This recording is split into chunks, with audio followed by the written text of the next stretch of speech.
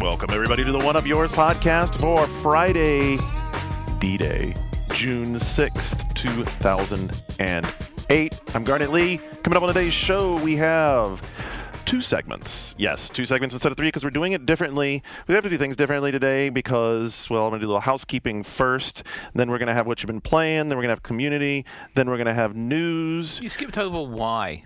Well, I'm going to get to that. I was coming up on this show. Here's what we have coming up on the show. Here's why it's joining only two me is because we couldn't think of anything for the middle one. Yeah, well, you know. I was sitting and scratching my head and I couldn't come up with nothing. Join me on this show. That's Mr. John Davison from What They Play. Hello. Nice to have you on, as always. Love having you back. Maybe let's become a regular thing. It seems to be. It's like every couple of weeks now. I kind of like it. I do. Kind of like it. And we have Shane Mettenhausen across the table from him. It's not D-Day. It's Z-Day, as in Zombie Day. We're drinking zombies. Thanks to... I uncovered 2 bottles of fine rum. Cheers to the... When I was moving from my cube to my electric new blue... office. Do you have electric blue crap in your Pete's cup? Sure. No, you don't. You're drinking coffee. He tried the zombie earlier and was a big fan. I am a big fan, yeah. So let me ask you a question. Yeah. Is this mix, or is it actually one of those malt liquor things that's like flavored to taste like a zombie? Well, the Bacardi Zombie Mix is an official mix. Okay. And I mixed it with those rums from Guatemala. From our good Guatemalan listeners. Our good friend Johnny, the fashion photographer. Awesome. Thank you very much, Johnny. And our newest member of the One Up Network, Mr. Philip Kolar. Hello. Direct here. Podcast Virgin. Podcast Virgin. Well, Except, not really. No, dude. He ran the EA podcast for like forever. Evil Avatar. Yeah, Evil Avatar. Well, that's what I meant. I mean, EA to me is Evil Avatar. Sorry. I should actually say One Up Yours was the reason I got into podcasting. Really? And then podcasting was the reason I got the job here. Wow. So the circle's complete. It is. What was the reason you got into hating Kotaku? What? Wait, I don't hate Kotaku. Hold on. Was it because of Brian That's not Crescente's me. hair? It was. Was it the hair? That's not me at Evil Avatar. I don't hate Kotaku. Oh, wait a minute. No, everybody at Evil Avatar hates Kotaku. And Kotaku hates everybody at Evil Avatar. The word's not banned there yet anymore. It was for a while. They really actually did have a filter on for a while where if you type Kotaku would like you know, do the like stars. I have to fan the flames just because I think it's funny. Anyway. So that's that. On to the housekeeping. So, conspicuously absent, Mr. GFW Radio, Sean Elliott, has elected to return from whence he came, back to the halls of GFW Radio exclusively. So is this like when Scott Weiland left the Stone Temple Pilots and then went back? Is it that kind of thing? Is it like creative differences thing? Is it? You know what it really is? It's that we are all doing so damn much stuff that if you were trying to do 2 podcasts a week, you'd be falling over dead. And I think he was just feeling the heat. And hey, man, GFW Radio is his wheelhouse. I mean, that's definitely... He couldn't handle all the groupies from having 2 podcasts. Yeah. And It's a lot of pressure to perform. It is. Wow. What? Performance anxiety. I had no Oh, idea okay. that affected you. It doesn't I affect thought you were past that. It doesn't affect you. No, I have no performance anxiety. Nothing a couple of shots of tequila won't fix. So there you go. That's that. Sean's gone. And can I tell him? Can I tell him? Tell him what? Can I tell him? What? Who's gonna be third chair? Who? Me? Yes, you. It was an idea. Oh, he's being all quaint innocent. He's already agreed, folks. Yes, a longtime contributor Andrew from Pfister the confirmed. Wheels of Steel The laconic and mysterious Andrew Skip Pfister. has agreed to succumb to fan wishes and take up the helm of a headset with a mic arm I'll on it. believe it when I hear it. Not today, though. But not today. But you are doing it. You are doing it starting next week. Andrew Pfister, third chair. Wow. All right, so there you go. That's all the housekeeping out of the way. So that's that. Let's talk about some games. It's clean in here now. It It's is. very nice. It is. It's very clean in here. Did you guys have like this waffle crate crap on the wall? What for? Like sound deadening, you know? So when you did your podcast. For my there were- podcast? Yeah. I was recording in a crappy college radio station. That's not bad. I mean, it's That's a probably. real I don't know. studio. No, it was Hold on. way So worse kind than this. of a lot like this then. Way worse. Way worse? Yes, Really? totally. He's excited to be on here. Don't make him like not. I'll get you guys pictures. Yeah, dude. You should totally do that. And then we could do like compare and contrast. Yeah. Oh, like let's not. Yes, let's do that. Yeah, let's not. That That sounds seems like a boring as good shit. idea. All right. Where should we start? We were talking Well, about. you and I have our big adventure in Vegas to talk about, and Yeah. all the Capcom stuff we played. I have boring stuff if we want to get that out of the way. Well, yeah, let's do Philip's first. He's a virgin. Let's bust his, great. let's bust his cherry. Let's do that, Philip. That sounds Yeah. awesome. Yeah. No, it's And we're finally past the just Ubisoft saying. days thing, so I can talk about Ubi games. That I Yeah, played. We don't want to climax too quickly, is all. I want to talk about some of that UB Days stuff as well. All right. Yeah, Well done. Thank you. he understands the show very well. Obviously, it's like we found the other glove. Good. Wow. Okay. Well, I'll get into what I've been playing. I've been playing mostly GTA 4 in my free time still. I'm about done with the game, so that's exciting. How many hours have you played? Well, here's the thing: is I'm rushing through the story missions to try and get the under 30 hours achievement because I am an achievement whore. I'm just going to come out and admit it right now. And Yeah, I'm not getting that. I'm already at 35, and I'm only at like 41%. Yeah, well, I'm almost done with the game. I've been rushing through, and I'm at like 28 hours or 28:30, and I've got like 1 or 2 missions left, I think. So when you go to like all those pages and pages of stats, you ever look at like the one where it says like your addiction level to the game? yeah. What does it call you? Actually, that's funny that you asked that. A friend just sent me a list of all the addiction levels because he finished the game in a week and just played it straight Oh, my after it came Lord. out for a week. And he was at the highest one, Which is? which I can't remember. A Serious Habit, I think it was called. I've only gotten to like the 4th or 5th level, and I'm not sure what it was called. Does it work that out based on the number of hours you've played, or the number of hours you've played in a period of time? It's in a period of time. Okay. Interesting. Anyway, it tabs me as a fiend. Whatever a fiend. I would buy that. You are. I'm a fiend. You have the look, Fiend. kind of. Okay, so I'm excited to be almost done with that. Have you guys finished it yet? No, I need to get back to it. I I've haven't been finished busy. it either. Yeah, see, I'm trying really hard to played it actually finish a lot, but I haven't finished. I kind of don't want to finish. You know when you like you really like something and you don't want it to end. So I kind of got distracted and went looking for pigeons and stuff like that, just so I didn't have to because it starts to feel like it's going to end soon. And it's not. Well, yeah, it does that a few times. Yeah, exactly. Because you're like, oh well, I think there's no one left. I either killed or like befriended everybody that I've been speaking to, and then it introduces a whole other cast of characters. Mm-hmm. But when you get closer to the end, I was sort of like, oh, I don't want it to stop. So I went pigeon hunting. So, well, that sounds thrilling. But what's your completion percentage then? Oh God, it's not that high. It's in the 40s. Yeah. So, see, you're in the same spot I am. You're like, you're not going anywhere soon. Because I played it very single-mindedly to start with, and didn't do any of the distractions until later. And then I just sort of now when I turn it on, I just I do stupid things in a taxi, or I go looking for the jump. I realized that I'd been completely ignoring all the stupid jumps, and I found a couple in Algonquin, and then okay, I'll go get. Now you go look for them. I'll get a motorcycle and go look for them. Yeah, I mean, for me, it's definitely the joys of playing a game not for review. Yeah. You know, because sometimes I sit down and I'll be like, okay, you know what? I'm going to go do a Brucey race. Then I'm going to go take one of these chicks out for a date, and then I'm going to go shoot some pigeons.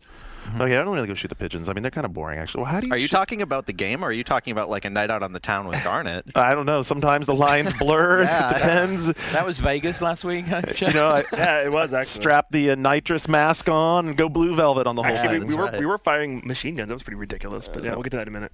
Okay. I also had to play Death Junior for the Wii, which I'm sorry. I just turned in the review B. I gave it a B. Really? It wasn't that bad. I actually played it co-op. Everybody should go check out the review. I'm gonna pimp it here. So it's a port of the second PSP game, right? Yeah, it's a port of the second PSP game, and I played a little bit of that one too, and it's way better. So much improved. They made it actually fun then. Exactly, and it's got a really cool co-op mode, which is how I played through most of it co-op with my girlfriend, and she actually co-wrote the review with me, which was kind of cool. When the second character has different abilities, I know, right? Yeah. Yeah. It's like the girl. Yeah, Mm-hmm. and it's got a really cool. I mean, it's really fun. I love platformers, and it's really clever level design, and it's got cool combat and stuff. So as Wii shovelware goes, it's among the best. Yeah, exactly, and it's only like $40. I So was reeking with cynicism there. I was just sitting there going, I'm just going to drive right down that but, road. Sure. Yeah, that's great. I Yeah, also great mean, shovelware. Death Junior also seems to me like a franchise that had all this promise, and now nobody wants it. yeah, you know, because Wait, when did it have all that promise? when it was the first PSP game ever shipped. yeah. Ever. Oh, that's right. Yeah, And it was. didn't a different publisher have it? IDOS has it Oh, now. it's been published by like 3 different publishers. Okay. Yeah. Yeah. Eidos is doing it now. I think so. Yeah, Yeah, they are. did this one. Yeah. And in not so good Wii games. If that's Death Junior, is Lara Croft Death Senior? Yes. In not so good Wii games, I'm also playing Incredible Hulk for the Wii, Oh boy. which looks like an N64 game, including the huge amounts of fog.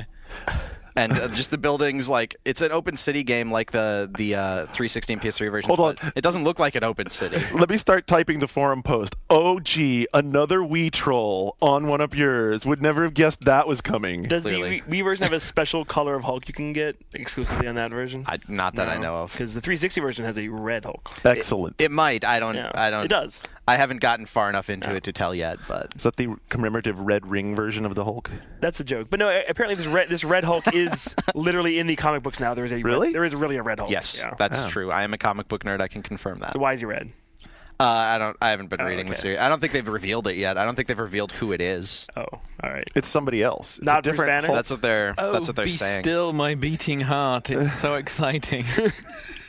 I just can't. We should have a comic segment. I Clearly, cannot get it up for the Hulk at all. Not in the least. Like the new movie to me Well, just doesn't look like. Nick Sutner's been liking the 360 PS3. Nick Really? Sutner doesn't. He's not American. He doesn't know. But our good friend Chris Baker, who used to work here, he used to be on Official PlayStation Magazine. He now works for Marvel, and just 2 days ago, I was like, "C-Bake, tell me straight up, new Hulk movie, is it worth my $10 or not?" He's like, "Oh yeah, it's fantastic." I'm like, "You're paid to tell me that." And he said, yes, I am. Yes, he is. I got a question. Wow. So the last Hulk movie, which was only like, 4 years ago? Ang Lee's Ang Hulk, Lee's which is Hulk. horrible. Yeah. Would you remotely describe that as an art film? It tried to be. It really It was tried to be. overly artsy. Really? Yeah. I guess it was so crappy that I never noticed it was trying to be an art film. Okay, I stand remember corrected. The editing being really artsy. I don't even remember what it looked like, but just being artsy and missed and poorly handled. But then it would go really artsy, and then it would go really fucking ridiculous, like the It was- Hulk dogs and Yes. that bullshit. well, and like Nick. How is that an art film? And Nick Nolte chewing up the scenery. That's all I remember. It was terrible. It was you that was Terrible. trying to tell me it was an art film, wasn't it? I was me. It was you that was trying Because to tell me that. do you remember the editing had like some weird swipes and like comic Wasn't it book, like comic book stuff, panels? right? Yeah, They were trying to make it look like a comic on screen. Yeah, but they were. Didn't All right, work. you win that. I guess it was trying to be an art film, but it was crap either way. It lost money. That's all. That's the legacy. Anyway, Okay, that's it. That's it for me. You Wow. love Wii, Philip Kolar. That was Mr. brief. Retard. I love playing Wii games for review, I guess. do you have any Wii games that you've actually liked? So that Boom blocks. Boom blocks. I haven't picked up Boom Blocks yet. I'm No? going to pick it up this How weekend, can actually. you be around Nick Sutner and not playing well, Boom Blocks? that's why I'm picking it up, because I've been around Nick Sutner. But I love Wii games. I love Mario Galaxy. That's a Wii game, right? It is. Yeah. I think. It's an excellent one. Okay. John, you've been Am I playing. going next? Sure. I mean, I don't know. You want to go last? You don't have to go next if you don't No, I'll want to. go next. So I've been playing some Wii games. I played some Wii Fit, Really? which my wife will play as well, which is unusual. So we've been doing that. You like it more than Anderson Cooper? Did you see that video from CNN? No, someone That forwarded it video to me. is I haven't awesome. watched it yet. He's like, people want to do this? Speaking of He called Wii it Fit, the Y, I He think. called it the why. He's like, why would people want to do this? speaking of Wii Fit videos, have you seen? His name just popped out of my head. The guy who does the Variety video game blog. Yeah, another one you mean. Okay, yeah. have you seen his new comedy video funny pieces? No. Don't. The one on Wii Fit is like wow. It's just bad. It's just bad. Anyone who's seen it, I saw the. it's him. It's him humping a Wii Fit board to make the. Thanks for the recommendation Yeah, to it's- avoid something I never would have looked at. Yeah, it's. The only Wii comedy video I saw this week was the dishwashing one. Did you see I've that? not That seen this somebody one. did. Someone it was done just like a Wii commercial with the Japanese music and the two guys offering the Wii remote, and then someone faked up this dishwashing thing, but where it's like dishwashing in front of a window, and it's here you are dishwashing in front of the pyramids, and then it keeps cutting back to these really enthusiastic looking couple in the living room, shaking the I controller think around. that sounds better than a lot of Wii games I've played. In all honesty, I'd play that. There was some dude who shot his girlfriend in her underwear doing the hula hoop part. Yeah, of the Wii Fit Sam Kennedy sent me that video. thing. Surprise. So Have we not? You not figured? Never mind. You'll figure out about. So Sam. what are your favorite parts of Wii Fit? The yoga? Actually, the yoga was surprisingly kind of cool because it does feel like it's actually doing something. So are you and your wife competing to see who can We've been competing. decrease their BMIs? We've been competing on the ski jump. That got pretty. That one's fun. I did that like one. the ski I jump. like that one. But it's not like an extended period game. It's a stick it on for 15 minutes and then. And Dre kicks your ass and you go away crying. Well, yeah. Yeah. Do your little kids even understand what they're supposed to do on that board? Or? It's too hard for them. They're too young. I mean, they can just about do the soccer heading But game. they're really light too, like little bit. Well, right, yeah, and it actually does change the sense because if you put a little kid on an adult setting, then they can't control it at all because it doesn't detect them. It doesn't detect their weight movement at all. But even for them, like even doing the heading, the only way we got them to do it was me holding their hips and kind of using them like a giant joystick. It sort of defeats the object. It's the future of gaming. That's an image right there, though. I played. Over here. What else did I play? A bunch of Lego Indie on various formats. Awesome. Have you unlocked Han Solo yet? Not yet. Is he in there? Oh yes. Really? Oh yes. No, it's exactly the same. I mean, everyone seems to think that Travis Tales are like, God's gift design, but it's like they had an idea and continue to do it. So is it now getting ground? Is it saying that's what's it's getting the ground exact down? same game as Lego. It's got a whip in it, but I mean, like, it's a reskin of Lego I Star hear Wars. I hear Lego Batman is gonna blow your mind. But it is very charming and it's fun and the co-op stuff. What I did think was really unusual is that every single version has co-op play except the PSP one. What's up with that? Like the Wii one has direct Wi-Fi link to another, but the PSP one single player only. Like, wait, Wii has online co-op? No, none of them have online, but all of them have. But like the DS, has the it'll Wi-Fi link to another one local, for local co-op, but the PSP one doesn't do it. So, seriously, what I was asking, I mean, has the cuteness of Legoing something worn off? I mean, are we done? No, it's very charming, and I think particularly for people that don't play a lot of games, it's pretty harmless. Like, you can't die. I don't think it'll ever. I don't think it'll ever get old. I think we'll be seeing Lego. We'll be seeing Lego everything because forever. people say and they take all of the kind of nasty stuff out of India. There's no Nazis. There's no one melts. Everything just sort of pops apart, and it's like really safe. Lego Scarface, it's coming. But I don't understand why it has a health bar when you die. You just instantly reappear where you were, and it just keeps doing it. There's no punitive measure which is fine. But it's well, why am I worrying about my health when it doesn't matter? Reinforcing the concept of hit points to children. I don't know. Because you don't want to pop apart. The DS. You don't want to go to pieces. The DS one is really nice. I mean, it's like the best. I'm going to ignore those really lame jokes that you just made. Who said they were jokes? The DS one is a lot nicer than the. What was the last? Did they do an original? They did the complete saga on DS, right? They did, yeah. Which was okay, but this is actually much better. I mean, it's custom for the DS again, and there's a lot of touchscreeny stuff, but it's like in terms of the stuff they're doing with 3D is a lot better. And that's all right. And if you like the same, isn't the core appeal of these things that if you have a nostalgic feel for the movies and the movie sets or whatever. I fell asleep playing the last Star Wars game because it was so mindless. I won't recall that. I wasn't there with you, honey. I missed out on that. We talked about it on the show because we got a lot of shit. But Star Wars game's great, and it's like, it's just it's nice, harmless fun. Not like the movie. Well, and thus we got to the let's hate on the movie again thread. You still haven't seen it, Garnet. No. You need to see it. Just to know that, Yeah. I also played This is like the sour milk. Do you think this milk's bad? Here, try it. No, It's not entirely sour. I played some On the Rain Slick Precipice of Darkness, or whatever it's called. Yeah. And? I played it on the Mac, actually, and then I played it on the 360. Cool. I like it. It's very good.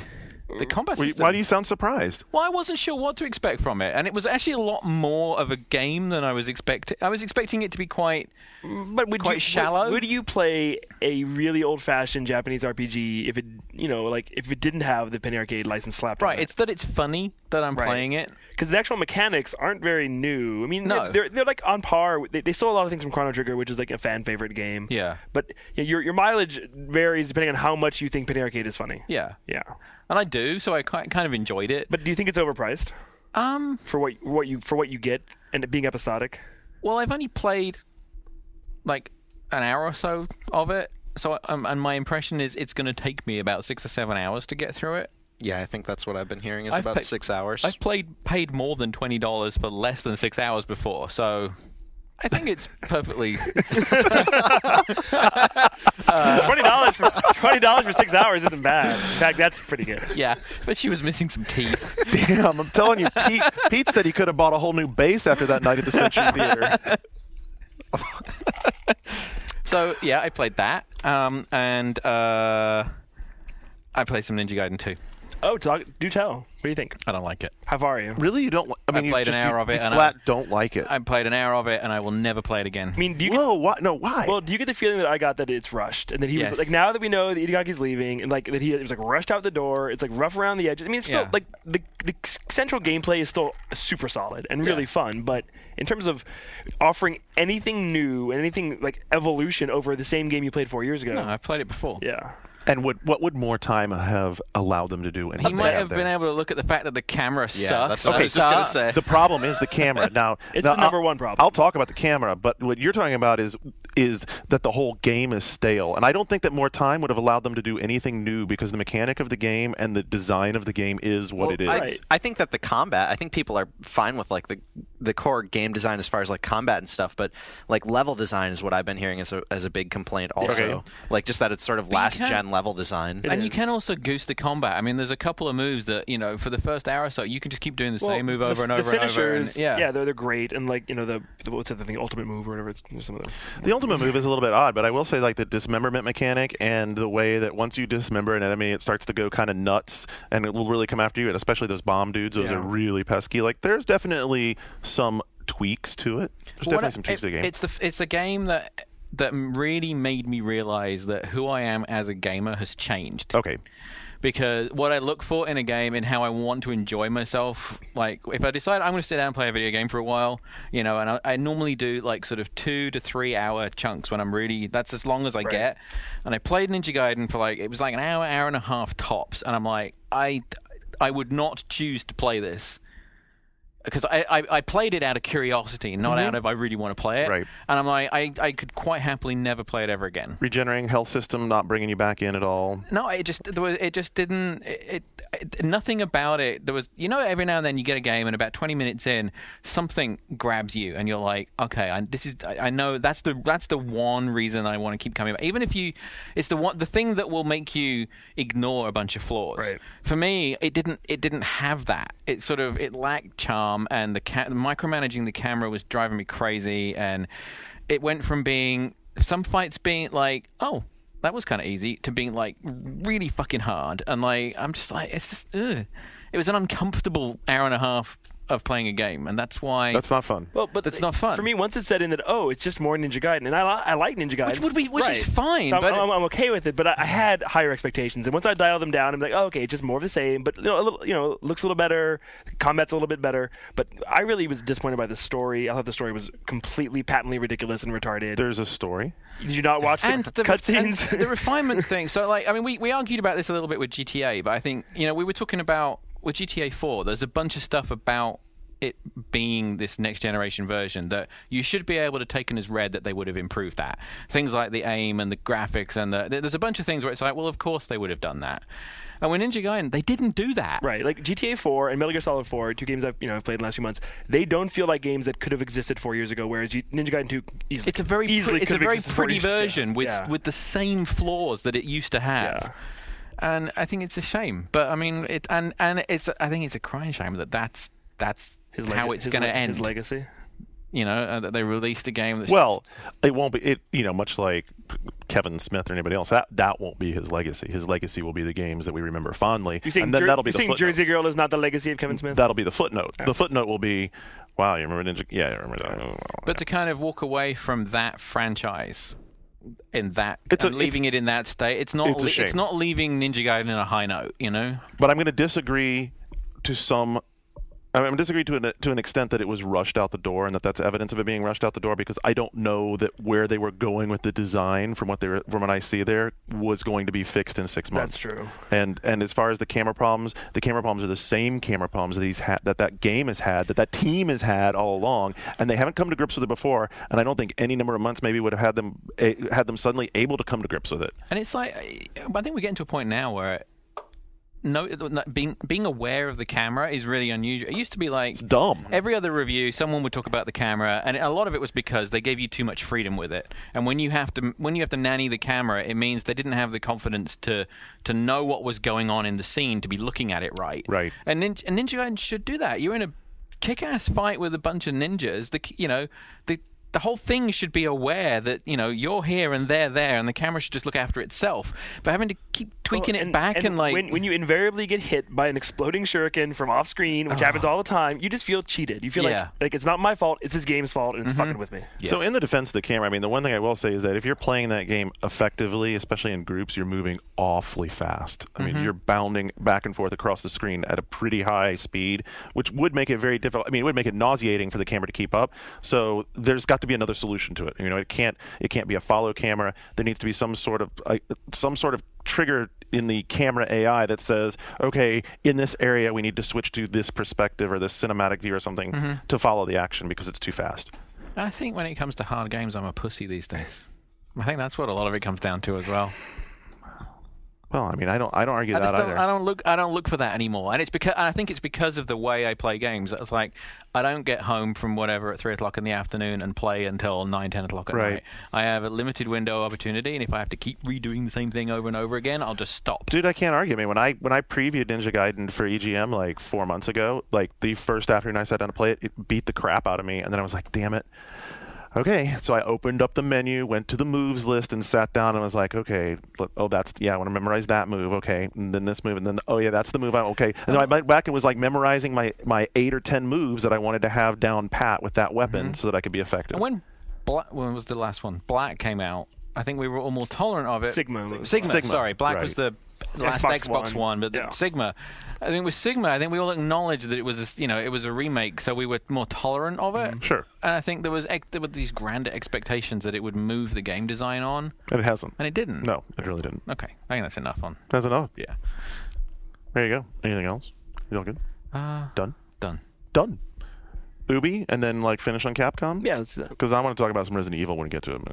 Well, the other thing I've been playing around the office this week is Soul Calibur 4, but I'm pissed off, and I don't want to play it anymore because the preview build with 4 characters, it's just a cock tease. And it was disappointing. And even if one of the characters is one of my characters, Siegfried, it isn't fair because the other guys here have their characters and they're not in there. So, I have yet to get to play my character, so don't even... Zhang.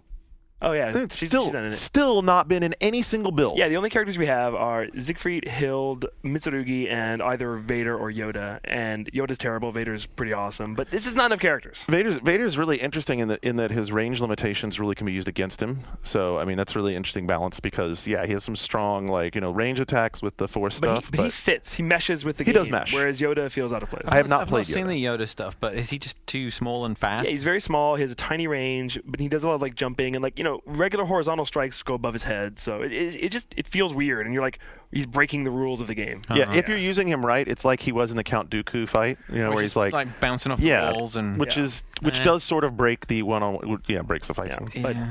But also I'm a little disappointed by the graphics. I mean, I love Soul Calibur. I'm going to buy it the day it comes out, but when we first went and saw that game, and they were promising what it's going to look like, and it doesn't really look like what they promised. I don't even think it looks better than VF5, really. Personally, but I still love it.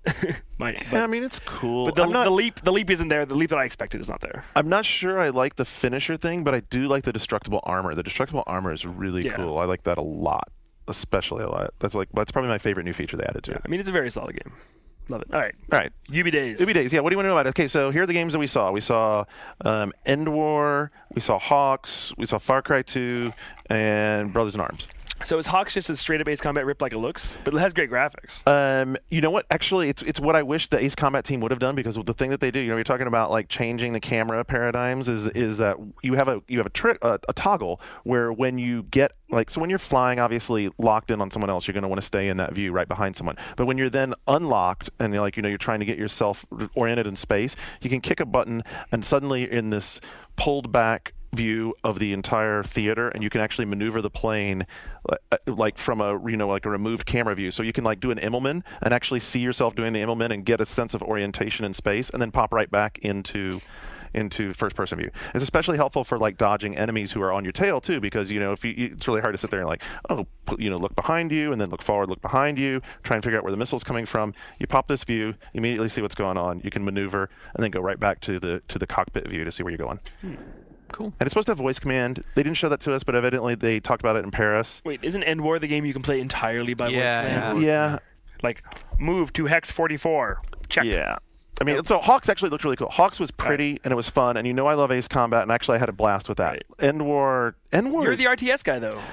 I mean, I guess. I Yes. I really like Company of Heroes, and I've been engaged by some strategy games lately, but I've been disappointed by a lot. End War was, I mean, once you get past the novelty of Unit 1, attack, enemy. Now, did you ever use the voice command in Rainbow Six? For about an hour before I abandoned it. Yeah, it just feels so unnatural. I mean, I know everyone's like, being able to talk to a game, it's so sort of sci-fi in the future, and isn't it so natural? It just doesn't feel right. Yeah, it doesn't feel right. But I'll give them this: the voice recognition they have in the game is pretty spectacular. Because even in a noisy, like bar where they were doing, like all these demo stations set up, everything turned up, and a DJ playing music in the background, all that shit going on, speaking into the mic, it was fully able to recognize the commands. It had no problem. Okay, but outside of the voice stuff, how is the game? You know what? I found it uninteresting because it was very removed. It was elements of. So because you're in voice command mode, you're able to issue a lot of commands very quickly. And so you've got these guys going over here, you got these guys going over here, you got somebody go over here trying to capture, you got some other guys coming in trying to flank, and then you settle that in motion and you watch for a while. And then you're real busy for a minute, and then you watch for a while. But as a concept, isn't it? It's kind of a bit sci-fi for Tom Clancy, isn't it? Isn't it like kind of a bit more Yeah, it's out more Said there? a little bit in the future future. than the other Said a little bit in the future. I mean, we talked about this like. Was on G4's head-to-head segment thing with like me and Talon. We were talking about the Tom Clancy brand, and my opinion on the Tom Clancy brand now, which I didn't get to finish there because the segment's so damn short, you don't even get to say anything, is that it doesn't bother me that they're slapping Tom Clancy on all kinds of shit now because They own him. Well, they own him, and it's they've not paid that a lot they of own money him. for it. There's no him anymore. Tom Clancy was an author 2 decades ago, but like he doesn't even write most of his own books anymore. Right. And it's just like now Tom Clancy is this Entity. concept. Well, yeah, it's like Well, this. it's like a vague nationalistic high-tech concept. Right. It's like if you see it, you're going to get like some sort of paramilitary thing with like geopolitical struggles, and you have this sense of like what a Tom Clancy's thing's going to be. So if Ubisoft is using that to brand their games, and you instantly have a sense like as a consumer, it's a Tom Clancy game, I know what I'm getting. Great for them. I mean, big deal. Speaking of Tom Clancy, very noticeably absent with Splinter Cell, which now, like, did they talk But about it was that at all? playable a year ago. No, nobody's talking about it. 2010 title now, yeah. For End War, haven't they been saying too that there will be crossovers with the other games, like you'll be able to use Ghost Recon units in it or something? I think that you're supposed to, you know what, the lore is that you're playing the Ghost Commander running the battlefield or something like that. Isn't that it? Yeah, I don't know. I don't know. I remember reading now they're saying now that they own the Tom Clancy name, they're going to be doing all sorts of all the Tom Clancy titles are going to cross over with each other So now. can we send Sam Fisher in like this? Exactly. Like It's gonna be just like the that. little spy dude in So Command and Conquer. it's not just going to be like Rainbow Six, Splinter Cell, Ghost Recon. They're all going to be Send the Rainbow Boys to getting mixed Vegas. up now.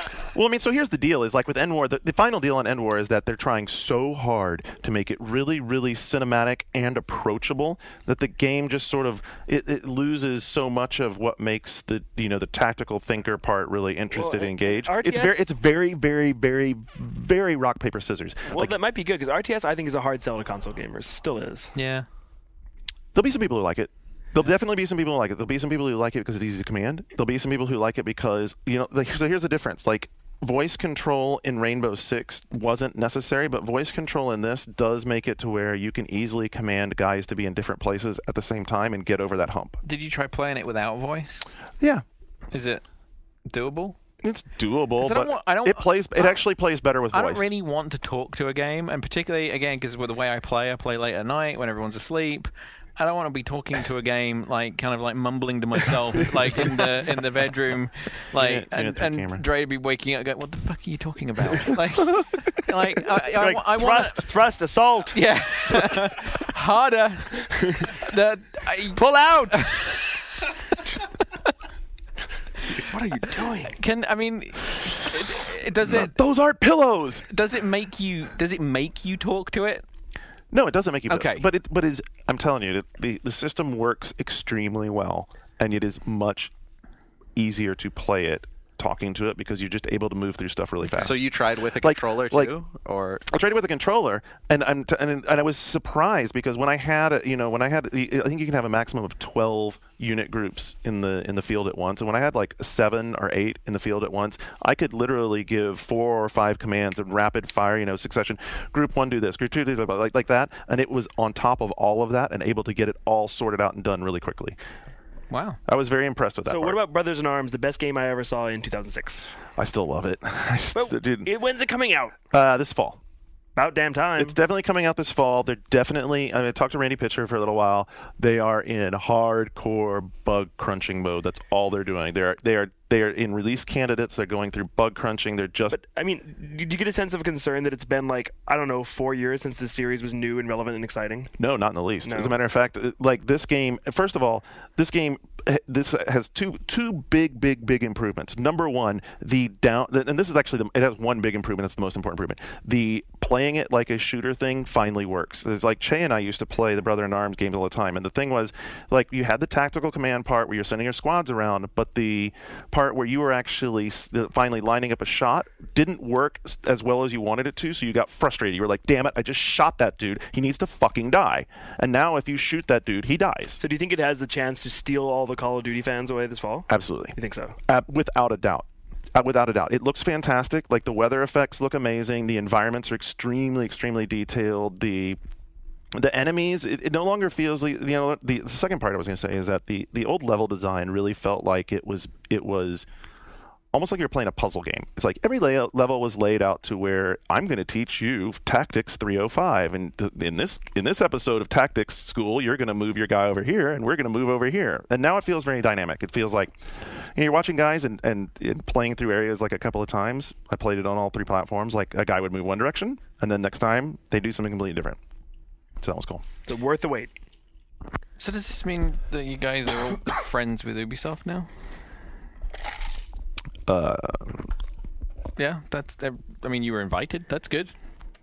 Sam and I got to go because we're judges on the, what is it, Keeley's and The Game Critics thing? The Game Critic, yeah, Keeley and... So it was you can come if you say nice things? Well, but you didn't... I didn't just say... I mean, look, I didn't say nice thing about End War. I mean, I wasn't impressed by it. It's not like a full, love fest, because we didn't get invited to the big event, which is in Paris this week, where they revealed more stuff. Like, what did they show in Paris? Well, they showed Beyond Good and Evil 2. Have you seen of course, yeah. Well, okay, which I find really troubling. Like, Beyond Good and Evil was a huge flop, and the people who did like it for its, like, whimsical art and unique style. And if you've seen this new teaser, it's all, like, gritty and realistic. Like, the pig is, like, a nasty, sweaty adult pig who's all gross looking. Like, yeah. I think they're gonna. We'll see what happens. I mean, it was a really short teaser trailer. But why give Prince of Persia like the magical, fanciful art and give Beyond Good and Evil like the gritty, realistic art? I'm just confused by that. And Prince of Persia looks really awesome, but I want to play it because the one-on-one battles, like, I don't know about that. Like, that seems to be like we're not even going to try to have like, good regular combat. We're just going to have like this one-on-one system. They're doing another Prince of Persia for Wii, right? And they announced that too, that the Wii version is a completely different thing from the one that they showed. See that. No, but why are you guys down? I mean, it amazes me how fickle we can be sometimes. I mean, we've all been. I loved Beyond Good and Evil. I mean, Me too. I never finished it. I only played very, a very good game. One of my all-time favorite games. Like, just seeing that trailer, I was like, thank God. But that seems to be everyone. We're so happy it exists, but the actual content of the trailer nobody really likes. Okay. I don't know whether to like it or not, because you know what? That was just a fucking sizzle reel, but dude. It's all you have to go on, and right. It doesn't, to me, seem to be pressing the right buttons to like make Beyond Good and Evil fans happy. I'm with Garnet. I don't know. I'm a huge Beyond Good and Evil fan, and I was watching the event live actually, and it was a pretty long slog of an event. And then when they got to the end, and they suddenly were like, "All right, now we're gonna have a surprise special Did it seem like it was even planned? It seemed like it almost like they pulled the shit out of their ass at the last second. It's very last second. What the hell? I was like, this thing just keeps going. There's nothing really interesting. And then suddenly they're like, by the way, here's a trailer, and I freaked out. I was. And you're totally like watching the beginning with the moon or whatever. Like, what the hell is this? I think to your point, that appealing to the people that like the first one, all 25,000 of them, exactly, isn't really going to do them any favors, because they actually want to sell a lot of copies. I'll of say this that pig didn't appeal to me in any way. So like they have a tough road to hoe to get me on board. Do you think that because that cinematic trailer they showed, CG trailer, yes, that CG trailer, do you think that because that showed this like realistic thing that's somehow going to be what the game's going to be like? They were trying to claim that was in the game engine when they were they really? They were. I don't think it is either. And that's all we have to go on. And based on everything I've seen, so is MotorStorm. You know what it reminded me of in a weird kind of way was, everybody loved Tank. You guys all familiar with Tank Girl? Yeah, absolutely. Right. It was very Tank Girl. So everyone loved Tank Girl when it was a comic book graphic novel, and then they did that movie with Lori Petty. Lori Petty and Ice-T. Ice-T dressed up as a kangaroo, and like it was like. okay, this isn't Tank Girl anymore, and it did remind me of that in a weird kind of way. It didn't appeal to me, and if it didn't appeal to me, I wonder who's it going to appeal to. That's just my question. Me. But like, I think the BG&E fans are just so happy they're getting the sequel that they're like blind to the content of the trailer. I'm really shocked that they're. I will somewhat admit to that. They're rebooting. I mean, hopefully it's a reboot. I mean, I think just doing Beyond There was Good a and Evil rumor 2 that came out a couple of weeks ago, but I was like not getting hopeful because I'm like, it's been so long. I can't see Ubisoft coming back. It seemed to unlikely. this. So I will somewhat admit to that, but with the caveat that Michel Ancel is going to work on the project. Yes. And he evidently has been involved in another project up till now, and I'm confident that when he gets involved with this project, that it will be rewarding and something that will make us happy. And if it's not, then that would suck. And Beyond Good and Evil had some very high profile. I mean, it was one of the games. Was it Peter Jackson was a big fan of it? And I mean, there's a lot of people. Very high-profile people have said very good things about it. Yeah, but I mean, how fucking cool that at the end of the Ubisoft thing like that they pulled that out of their pocket. Yeah. I mean, that was it could be so awesome because Michel Ancel is a very creative guy. It's awesome. I'm eager about it. Okay. So I'm not going to tear him down. And then Prince of Persia. I mean, I think Prince of Persia is fascinating. I love the graphics. I love them, but I'm just a little concerned about the battles. Well, I have to play to judge. It's fascinating to me that they're taking the prince part out and just making it a prince and turning it into like this universal hero thing where they can like tell a bunch of different versions of Arabian Nights. That's kind of interesting. I mean, because they want to do all these other stuff. They want to do comic books. They want to do movies. They want to do other games. They're doing a film. What do you guys think about their big announcement at Ubi Days, which was that they're getting rid of the whole reversing time sans. Well, right. This is a completely different thing. This guy isn't even a prince. He doesn't even start off as a prince. He's just a vagabond. But now their big gameplay element is this AI partner who they're saying it's a revolutionary AI. Right. And you're never going to be frustrated by her following you, and you're going to learn to love her. It's also going to have co-op, right? I don't know. That's the rumor. That's the rumor. Yeah, the rumor. I don't know that's if that's awesome. confirmed. If it's real, that's awesome. You said vagabond. Vagabond. I think Vagabond. and you sort of meant it. Well, but I'm pretty sure the AI partner is just like, once again, we're ripping off Eco along with everyone else. Like, I think that's probably the genesis of that. See, I got when they were talking about it, I got more of a feeling of like Alex from Half-Life, because they were talking about how you're going to actually care about the partner, and you care about you're not going to get angry. Everybody loves Yorda. There's Yorda fan art. That's true, but like Alex was the only AI partner I've ever had in a game where I haven't gotten frustrated. You didn't want to kill her because she doesn't die. Wait, we're forgetting about the big, huge announcement at UB Days, and like it reminds me of at DICE. I don't know if you sat in on the president's big speech where he talked about how Ubisoft was striving to deliver Nintendo first-party quality titles for the Wii. They announced their new Wii exclusive Baby's Party. Baby's Party. Finally, you get to choose your diaper color. You get to that's right there between Mario Galaxy and Wii Sports for me. I also watched Sam play some game where he was like controlling a dog at a. That'd be Dog's fashion show. That reminds me also. Make sure you note that these are all with Z's. I don't think it's in news, but then like recently, some other Ubisoft guys they were chastising Sony for the directionless. That is in news. You do have it. We will talk about that. Yeah, we'll talk about that. Yeah, but okay, that's enough Ubisoft. And we didn't even talk about Far Cry 2, which. Well, okay, so what about Far Cry 2? I don't know.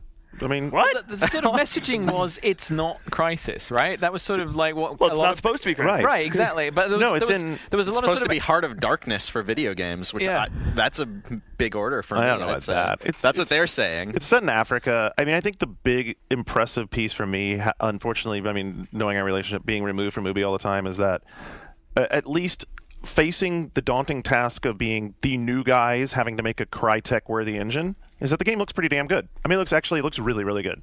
You're in the middle of Africa, and it looks like a savannah, and then it kind of became a shooter, and I don't know. I mean, I need to see between more. Far Cry 2, Africa, and RE5, Africa is the new hotness in gaming. Wow. It is. Yeah, there you go. The speaking of Africa and Resident Evil 5, birthplace of humanity. Nice segue. And the progenitor value. OMFG. That was old school segue. OMFG Resident Evil 5. I know. I mean, dude. Although, like, while we were there watching the live gameplay demonstration, I was initially disappointed because it is just Resident Evil 4 on steroids. I mean, it really is. Like the level they showed us, the level you've all seen with like all the people coming up and you're in the little shacks. It is the Ganado Village, just 4 times as big with more characters, more AI. Just 4 times as big. But yeah, but instead of a chainsaw guy, there's this guy with a giant hammer and he's like knocking down buildings. Axe. It's a axe hammer. It's an axe. The head of it is actually square. I looked at it. It's irrelevant. It's irrelevant. But, Axe. even though I wanted to be disappointed that it wasn't reinventing the wheel, I was like, holy shit, I can't wait to play this game. Yeah. And, if the leaked co-op stuff is to be believed, that adds a huge new twist on it that makes me very excited. Yeah, if. Yeah, if. If. You know what makes me most excited about it at night? And we were talking about this the other morning when we were getting ready to... I was talking about this with Alice because we were standing there waiting to see Sacred 2. But great call, by the way, on your description, which was really funny. German Diablo. Yeah, German nerdy Diablo. Yeah. That's awesome. Anyway, the difference is I like everybody else. Resident Evil 4 was a blast. I enjoyed the hell out of it. But I never felt as much... Because other than Leon, it's not really a Resident Evil. It's got the Guado. It's got some kind of weird parasite. There's a cult. There's a present honor. But it never felt like... Well, this doesn't feel like Resident Evil either. Dude, it is going to be Resident Evil. Because I had to do all the research and backgrounding on this stuff. Did you remember Code Veronica? Did you play Code Veronica? Beat Code Veronica. Okay, so remember Alexia? Right. Who had injected herself with progenitor virus, which was actually a little bit mutated, put herself in cryogenic sleep, and then while she hybridized all of that stuff, she came back out, right? I do recall. Okay, remember what she was able to do for attacks? She turned into tentacles, right? Just like those dudes and that's where progenitor virus came from. Just because it links into the story. I mean, it's totally linking into the story. I'm totally never going to play Code Veronica now. But if you watch that trailer, it shows a lot of environments. It looks beautiful. Dude, it's totally linking into the story. They're bringing it back. They're going to bring it back together. I'm telling you. I was just happy because... Sound of 1,000 popping noises is nerd chub for people that... But and the graphics... And me and Philip are here looking at each other I have no idea what he's talking about. Well, it's going to be... Just count on this. It's going to be awesome. There's going to be some linkage back to the entire story arc of Umbrella and the original. The whole point of going back to Africa is hearing you getting all excited, but hearing Shane's side of it, I get the impression that Capcom's just fuck it. People like Resident Evil 4. Make it look better and make everything bigger. I don't think so. That is it. And I remember how impressed I was when I saw the fire in Resident Evil 4, and the fire in Resident Evil 5 is 4 times better than fire in Resident Evil 4. I don't know. I thought... Dude, the fire. Just go stare at the fire. Screw all y'all haters. Resident Evil 5, and the big... Jun Takeuchi, is that Takeuchi. He was part of the teams that worked on 1 and on 2, and I think that he's committed to making this one a very, very relevant part of the canon. Well, and the other thing of note, when we watch this new trailer and this new demo, it's where there used to be only maybe 1 or 2 different skin colors of monsters, there's now a rainbow coalition of... Dude, it's because... did you love the answer to that question? Well, yeah, he was when we visited Africa, we saw many Europeans and Middle Easterns. It wasn't just black people. Africa, the melting pot of the world. In the news also. When they say it's fiscal year, I hope upon hope that they can push this thing out in December and make my Christmas dreams come true. February. It looked really far along, man. February. Okay, but Resident Evil 5, probably the overall highlight of Captivate, but Street Fighter 4 is up there. And despite how pushed out the door this arcade version is, the fact that it has, I don't know, 6 backgrounds, maybe 8, but we're seeing her playing the final code, and you see the same backgrounds over and over. And Street Fighter 2 had 8 backgrounds, 1 for each character. Mm-hmm. And you're telling me, Capcom, you really can't finish 8 stages, not even 8 stages, let alone the 12 stages, or there's actually 16 characters in 8 stages in the arcade version. Really? Do I get to beat up a car?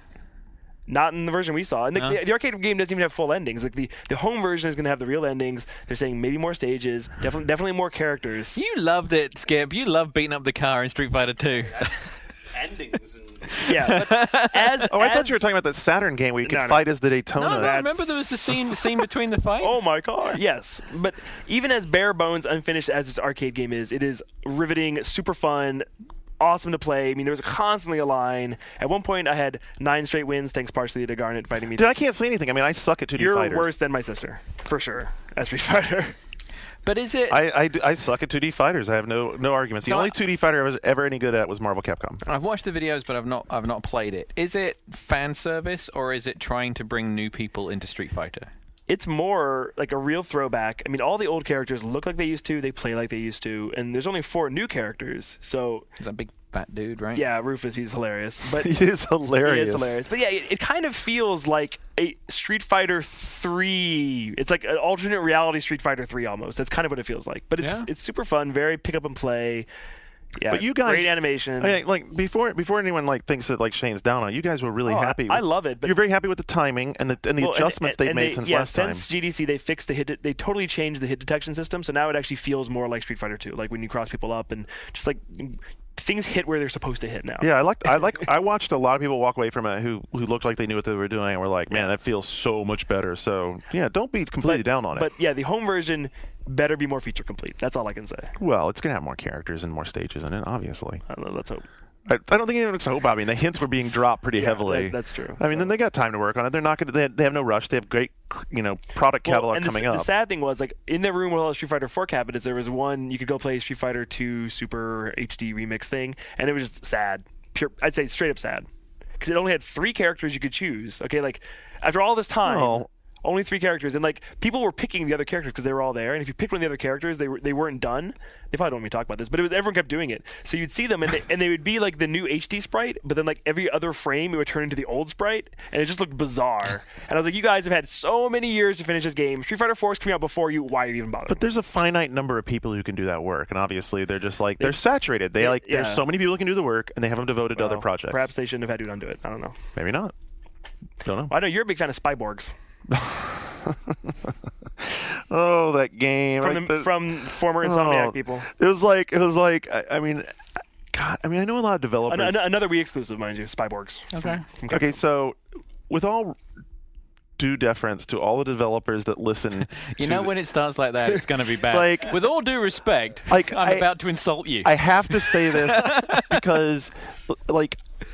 Did you know any of those guys they were introducing as... Well, the one guy from Insomniac, I guess, did work on Ratchet. And like you can kind of tell when you see Spyborgs, there's a Ratchet influence there. But on the whole, were you... What is Spyborgs? Oh, hold on a second. So like they roll out this... Thank you, Philip. They roll out this dude who's like gonna this is where we're at. The developer Bionic Games is their first game. Right, and they roll out the vice president or whatever who like gives this great discussion about how they're going to make games the way the movie industry makes games by making production companies to build each game. And that lets them hire all this great talent, and he's got all these great guys. And all we hear about is like the bullet points on their resumes, and I don't know any of these dudes, and I'm sorry that I don't know you guys. I mean, well, it's former Call of Duty guys, former Insomniac guys, and I almost got this feeling like it's like the guys who used to be behind the scenes at other places, and suddenly they're out front, but before they actually make a great game, they're being put up on the marquee. I mean, it was a little weird. And then they're like... But how would you explain Spyborgs? So you think they're just leaning too far hard on their resume? Yes, I did. But they weren't. But they weren't, don't lean on the resume. Just make. But they weren't the visionary guys on the resume pieces. It wasn't a visionary from Ratchet and Call of Duty. I mean, we don't really know. I mean, the guy who's a creative director was interesting, but at the same time, he's like, telling us, well, I can just come up with this idea of goldfish sitting on a toilet in a river of poo talking about plumbing, and that's part of the game, actually. Yeah. Okay, so here's the deal. This is like the game is a 2-part game. Okay. The game is a 2-part game, and the idea basically is to translate Adult Swim into a Wii game, and Adult Swim in all aspects of presentation, crazy wacko breaks every so often, and some form of content meat in between it. And the content meat in the game is pretty much, it looks like Ratchet, but with a different sort of milieu. So tell me they hired a bunch of funny guys to do it. They hired a real writer, and actually... I didn't sit through the demo. All I sat through was the big reveal or big trailer, and I will say... It was kind of funny. If I was 10, I would have thought these characters were cool. I would have thought it was very edgy. I mean... Case in point, when they're like, we're going to debut our new E10 focused title, and that trailer has the word shit in it twice, and I'm like, well, obviously 10-year-olds have changed. 10-year-olds have different expectations than when I was 10, but if I were 10, I would think this like hyper like DJ guy and these other characters were cool probably, but as someone who isn't 10, I think it looks stupid. But it is for 10-year-olds. Okay, yeah. It's really weird. I mean, there's all kinds of mixed messaging. That doesn't gel with the Adult Swim part. There's all kinds of mixed messaging. I mean, that's kind of the whole thing. There's all kinds of mixed messaging. Like, at one point, they're saying, we're going to make a real... And, we're going to make a real Wii game. And the next minute, they're showing you this game that every so often breaks to commercial breaks. And the thing I was telling you really is true. Like, there's a rhythm game that's 2 goldfish in a sewer sitting on toilets that are floating in a sewer of poo, singing about how they need a plumber. And if you need a plumber, you should call this plumber dude. And you strum with the Wiimote as the... chunks in the poo come by. I'll give Capcom and Can Bionic... you hear our eyes rolling? I'm giving Capcom and Bionic Games credit. It's a lot better than Baby Party. as a Wii exclusive goes. So well, and the weird part is the adventure platforming game might actually have a chance because that part's actually cool. Do There's they 5 do like the bumps with the snarky, like the Adult Swim kind of trademark, like text-based humor? Yes, Do it's that sort of too? it sort of bumps. So like what their plan is to have like you're playing this platform action game in 3D, right? And like, there's 5 different characters, and each of the 5 superheroes have a different specialty. And then when you get to like a climactic moment, that happens, and then as it would in a TV show, it goes to a commercial break, and the commercial breaks are mini games. I think it has some promise for its audience. So Okay. what else? Oh, so Dark Void, which I'd never really seen in person. I'd seen some videos. It's pretty impressive. It's still a ways off, but I think the big failing of this game is by design, no multiplayer. Because like you've seen this game, it's like the Rocketeer meets Halo or something. Yeah. But when you finally hijack the UFO and you're flying around and it suddenly turns into Crimson Skies, instantly I was like, oh man, I can't wait for online dogfights. Oh wait, there aren't any.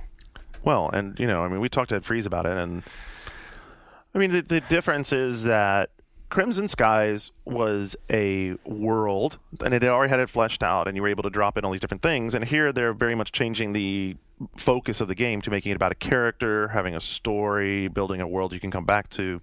But I agree. You talked to Ed, did you say Ed Freeze? Yeah. What's his involvement? He's behind this thing. He's behind the whole Yeah. thing. Yeah? He's down there with, what's the name of the studio? Airtight. Airtight. Oh, cool. But I mean, I think the game itself is unique and has this whole vertical cover thing, and like the way it uses the camera, it stretches your field of vision. It's doing things that no other game is doing. It's in a hell of a lot better shape than Ben Judd's latest disaster. Hey. Well, I mean, the thing is, Ben's right now going, damn it, what a bastard. well, one of the problems is Dark Void and Bionic Commando, the 3D Bionic Commando, are both scheduled to kind of come out around the same time, like second quarter 2009, and they're kind of the same game in that it's like a normal shooter, a normal third-person shooter that has platforming elements where you're traversing the environment in a unique way. In one, you have a jetpack, and the other, you have a bionic arm, but they're kind of the same game. And I think that's a little bit of a problem for Capcom. Well, I had people come back from the event talking about Bionic Commando specifically and saying that it was actually kind of difficult to control. Well, the thing is, this arm swinging mechanic, you kind of expect it to do it for you, and no, there is major technique there. You have to let go at the right time. You have to find the right thing. It's not like a Spider-Man game where you can just shoot your web in the air and keep going. No, Bionic Commando, you really have to look at what you're shooting at and the problem is that once you get the traversal down, that part's fun. But for me, the combat was never fun, and I think they really need to work on the because you're grabbing stuff and then kind of whipping it. Well, if you start grabbing people with your arm, that stuff is fun. But just the straight up gunplay, it's a lot of auto aim. Enemies are dumb. You can just kind of go past them too. Isn't there a lot of the sort of psyops kind of stuff though, where you're picking up objects in the environment and Yeah, you can do that. That's clobbering people actually with really it? fun. Yeah, but in the demo levels, there were a few little instances of that. But Actually, you could do it in a lot of places. Because Ben was showing me, so Ben, I was just giving you hell. Sorry. yeah, I mean, Ben's our friend. Ben's a friend, and it was funny just giving me hell. Here's the thing that I thought about that demo. To me, that demo seemed like it was empty and needed, and was more of a proof of concept sort of thing for various elements of what you can do in the game and not what the game would be like. I agree, but the fact they had 3.5 levels there, and they all felt But it showed you different things. They showed you different parts. But none of those levels felt to me like a fully formed, rewarding level. I agree. I agree. I honestly think, and maybe someone should tell us, were those actually intended to be representative of final levels? Probably or not. were they intended to just be, hey, here's a place where we can still show an example of how you can do this in the game, and here's a place where you can do how this time game. before it comes out, right? So they have lots of time and the engine is solid, the graphics are good, and the swing mechanic is fun, although it has a learning curve. So now I think the onus falls upon them to make fun combat and interesting level design. Fun combat, more populated, much the guns are so boring. There's a lot of shooting. It seems like there's gonna be a lot of shooting. The guns are Panzer boring. Dragoon style lock-on missiles, those were fun. I like that. Oh, those were cool. But it's still nearly a year off, right? Yeah, it's still a ways off. So they have a lot of time, and considering how far along it is, it looks really good, and it is fun, and it has a lot of hooks to the old game. And there's cool things if you buy the Bionic Commando Rearmed, it unlocks a lot of stuff in this game. So I actually that's cool. maybe I still have a malicious streak or whatever, or masochistic streak, but I kind of liked that the swinging mechanic took a little more to it. I mean, it was when you hit a jump, especially a tough one, you're like, damn, that felt good. Well, and he's saying when you get really good, you'll be able to show off. And that game, unlike Dark Void, does have multiplayer. So yeah, and I think that could be fun if they really come up with some game modes that play to the strengths. I was saying you need to be able to have races, you and your buddies going through this crazy obstacle course. Oh, that would be cool. And if it doesn't have that, Ben Judd's a douchebag. So basically. We did his podcast for him, so we might as well have a little Well, fun. and I got to say, I don't think he'll be able to really release that podcast. I don't think he'll be able to release that podcast either. We'll see. It was us and Jeff Grossman on the Top Secret Bionic Commando podcast, and if they can edit that down to a socially acceptable level, I'll be surprised. It was pretty funny. It was about pretty late and pretty drunk. about 11 o'clock at night. We were pretty, Before we went to Moon Club. We had a couple of pops. Moon Club, by the way, scores. That was good. Scores very high. So what game were we forgetting? Is it all, I thought there was one more game at Capcom. Rock Band. No, that wasn't their game. Your favorite game, Puzzle Quest. Oh, actually, you know what? Puzzle Quest. You mean Scientology Quest? Now that Neopets has gotten on it. And Neopets, wait, is Neopets Scientology? It is, and like every person really is it? Well, and like I don't want like a jihad from Xenu on me, but when I was there, I was like, anybody who wants to bring up Scientology to these people, please do, because it is owned by Scientologists, and it's like a pyramid scheme to enslave our children. But Puzzle Quest is great. It's like a sort of reversey Othello type thing on DS, right? Shut up! He just it's Scientology. He just took the wind. No, but it's took the wind out of my Puzzle sails. Quest meets Othello meets Scientology. Wow. I can't say anything. And Really? it unlocks things in the online game too, right? It probably also clears your thetans. It does. It cleans your what? Thetans.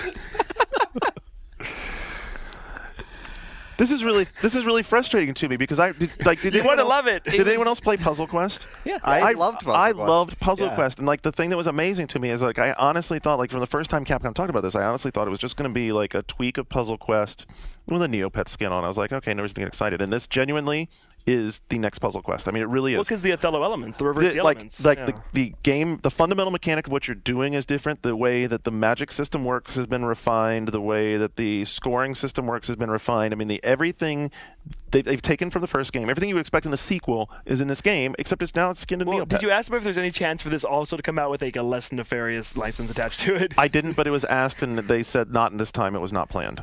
Xenu will not allow them. Wow. Okay. All right.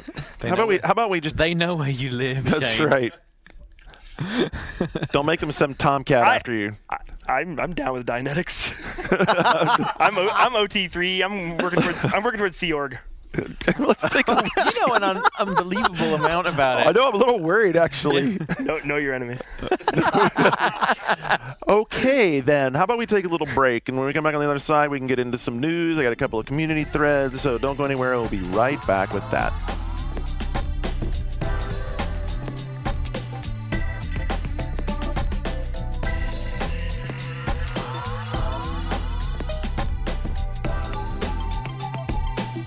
All right, we're back, and after a rousing YouTube viewing, John has a new goal for his palms. I do. We need to contextualize that. Nope. I'm just going to leave it right there. You're gonna be working your palms until they're good and sweaty. They're clearly not fleshy enough. Yep. Obviously, to get a little more supple. You know what? You probably would help with that? Some lotion. And then I'd be able to squeeze one out more If you efficiently. had a little lotion, that would probably assist with your And we're done. goal. There you go. Thank you. All right. I think the episode's done now. I think we can go home. And we can go. On to the highly more sophisticated one-up boards at boards.oneup.com. So I wanted to bring a couple of threads in. The first one I want to bring back is, so we've been doing all sorts of stuff over the last couple of weeks. Of course, we had the E3 thing when I was out, and we've been doing show stuff before that. About 4 weeks ago, we put up a little series of essays called Are We What We Play? Which any of you had a chance to read them? I read them. I haven't had a chance yet, but I'm really excited to sit down and read them. Okay. Eventually. Yeah, you should check them out. They're actually... No, you're not. No, I am. I really am, genuinely. You don't even know what I'm talking about, do you? Yes, I do. You don't even know what I'm talking about, do you? Look, he's glowing with anticipation. Anyway, it's a really cool... So basically the theme of this was exactly as it says. Do you, when you're playing a game... does playing a game start to influence who you are as a person, and does your character or your personal character play into how you play games? There's essays there from Jeff did it, Sean Malloy did it, Jen Sao. Jen Sal's was awesome. Sean Elliott, I believe. And no, I think it was No, I think it was Sean Sharky. Elliott? Oh. Sean Malloy did do it, yeah. Sean Malloy talks about WoW, which is, it's like really personal. Anyway, it's a very interesting spectrum there, so I'll let you go read those. And everyone in our everyone in the boards has really gotten into this. There's like a ton of comments, so I'm going to kick this off because I want you guys to talk about this as well. The first one I have is from Dylan is Killing. He says, I believe there's a disconnect between the gameplay aspect of games and the cinematic aspects. So it says, consider this, I was playing Team Fortress 2 at my PC while my girlfriend was watching CSI on TV in the same room. While I was immersed competitively in TF2, I could at the same time here in CSI, which included murder scenes and dismembered corpses, found that I was much more disturbed by the images and atmosphere in CSI than it was in the game I was playing. So all this comes together. He says, I believe that there's as much as the engrossment of video games we feel is actually due to our competitive nature and not not any sort of empathy with the characters. Well, but TF2 is all cartoony. I mean, if he was blowing away like realistic-looking innocent people or something, I think he'd feel differently about that game. Yeah. Okay. No one else say more? Sure. All right, that's fine. That's a point for some of these people have like these names where I'm trying to figure out what I'm supposed to like sound it out. It's like some of these people's names on message boards are like when you're driving down the freeway and you're trying to figure out what the personalized license plate means. OU812. Yeah, right. Whatever. So this is no FX Key. No fucky. No fucky. No fucky. No But there's a C. How's no the C figure fucky. that? No fucky. Maybe the X is. I don't know. I don't know. Whatever. No fucky. Something weasel is your picture. So he thinks this idea is entirely ludicrous. So he's played a lot of Half-Life games, but I don't have a PhD in theoretical physics, nor do I go around shooting any army guys and alien overlords. Obviously, once you get close to these 17-year-old threshold, things become blurry, but 13-year-old kids probably shouldn't be playing these types of games. It includes Grand Theft Auto and that sort of thing. So is it just too fantastical?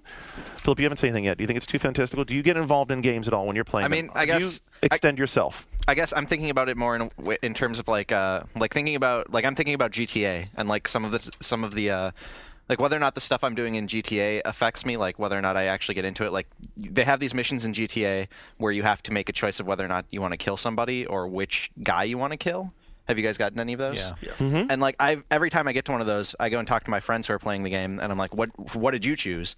And if they chose the opposite of me, I'm always like shocked. I'm like, "How could you do that instead of what I did?" Clearly, that's the right. So like I really in want that to way, ask you something, but I don't want to. I don't want. yeah, the well, I don't want to question get be a spoiler. too much into spoilers. And then there's actually this point in GTA in the plot, or in the missions where you start taking on missions where you're no longer you're doing stuff that's bigger, and you're like Nico's doing stuff that he doesn't necessarily need to, and killing people he doesn't necessarily need to. And at that point, I got really upset with the plot at that point because like I had to play these missions to progress the game. Okay, but I didn't want to be killing these people. Time out. This leads to a. Can we have a 2-minute spoiler warning? Spoiler tag for Grand Theft Auto 4. Have we all got to the point he's talking about?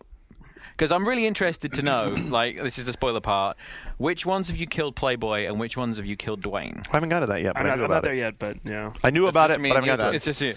But I know who I'm killing, without a doubt. Playboy or Dwayne, and why? I killed Playboy because he's a dick. Me too. Yeah, and Now- I had a friend who was like, "No, I killed Dwayne," and I'm like, "How could you do that?" And then we talked about it for a while, and he's like, "Oh wait, no, I was wrong. I killed Playboy. I just got their names mixed Now, up." Patrick Klepek did the same thing, and he killed Dwayne and regretted it for the rest of the game. Yeah, Because he felt, As did Andrew. Because he felt after the fact that Playboy is a dick and is more of a dick, to the point where he also criticizes you for killing Dwayne, even though he ordered it. Mm-hmm. And surprise! I mean, you could tell that about that character from the beginning. right. Dude's a total douche. He's a real white boy. But then there's also the fact that Dwayne served his debt to society. His whole world has crumbled. I mean, like, it's building this hugely sympathetic story, and that yes, he's a criminal, but he's paid for that, and he wants to kind of build himself back up. And everyone I know that has killed Dwayne, has regretted it. And that's what I'm thinking about with this. And then also like the point I'm talking about, like there's a mission where you do a huge bank robbery, and as like a mission in a GTA game, it's awesome. It's a really great set piece. But then he's like, basically, you're doing a huge bank robbery that you don't need to do. You're killing tons of cops, and there's like at that point I realized there's this like gameplay disconnect where I'm like, Nico shouldn't be doing this. Like, not the Nico that I'm playing as. My Nico. Yeah, I would like never do that. I wouldn't do that. He doesn't need this money. He can get money other ways. Don't you think that? So now maybe I'm like extending the philosophical discussion a step too far here, but isn't that maybe a lot of what plays into why you like Dwayne? Is because Dwayne sort of has that lovable gangster thing, whereas as you get deeper and deeper into the story, you realize Nico, no matter how much you want him to be, is not a lovable gangster at all. Well, he starts out that way. He is a cold-hearted, bloodthirsty, revenge-seeking, Well, I think just hard-nosed dick. Out of spoiler zone and back into what he's talking about. Yes. I think for me, it only goes one way, and that is that if I can, I do tend to naturally impose my own kind of values on a character if it allows me to do it.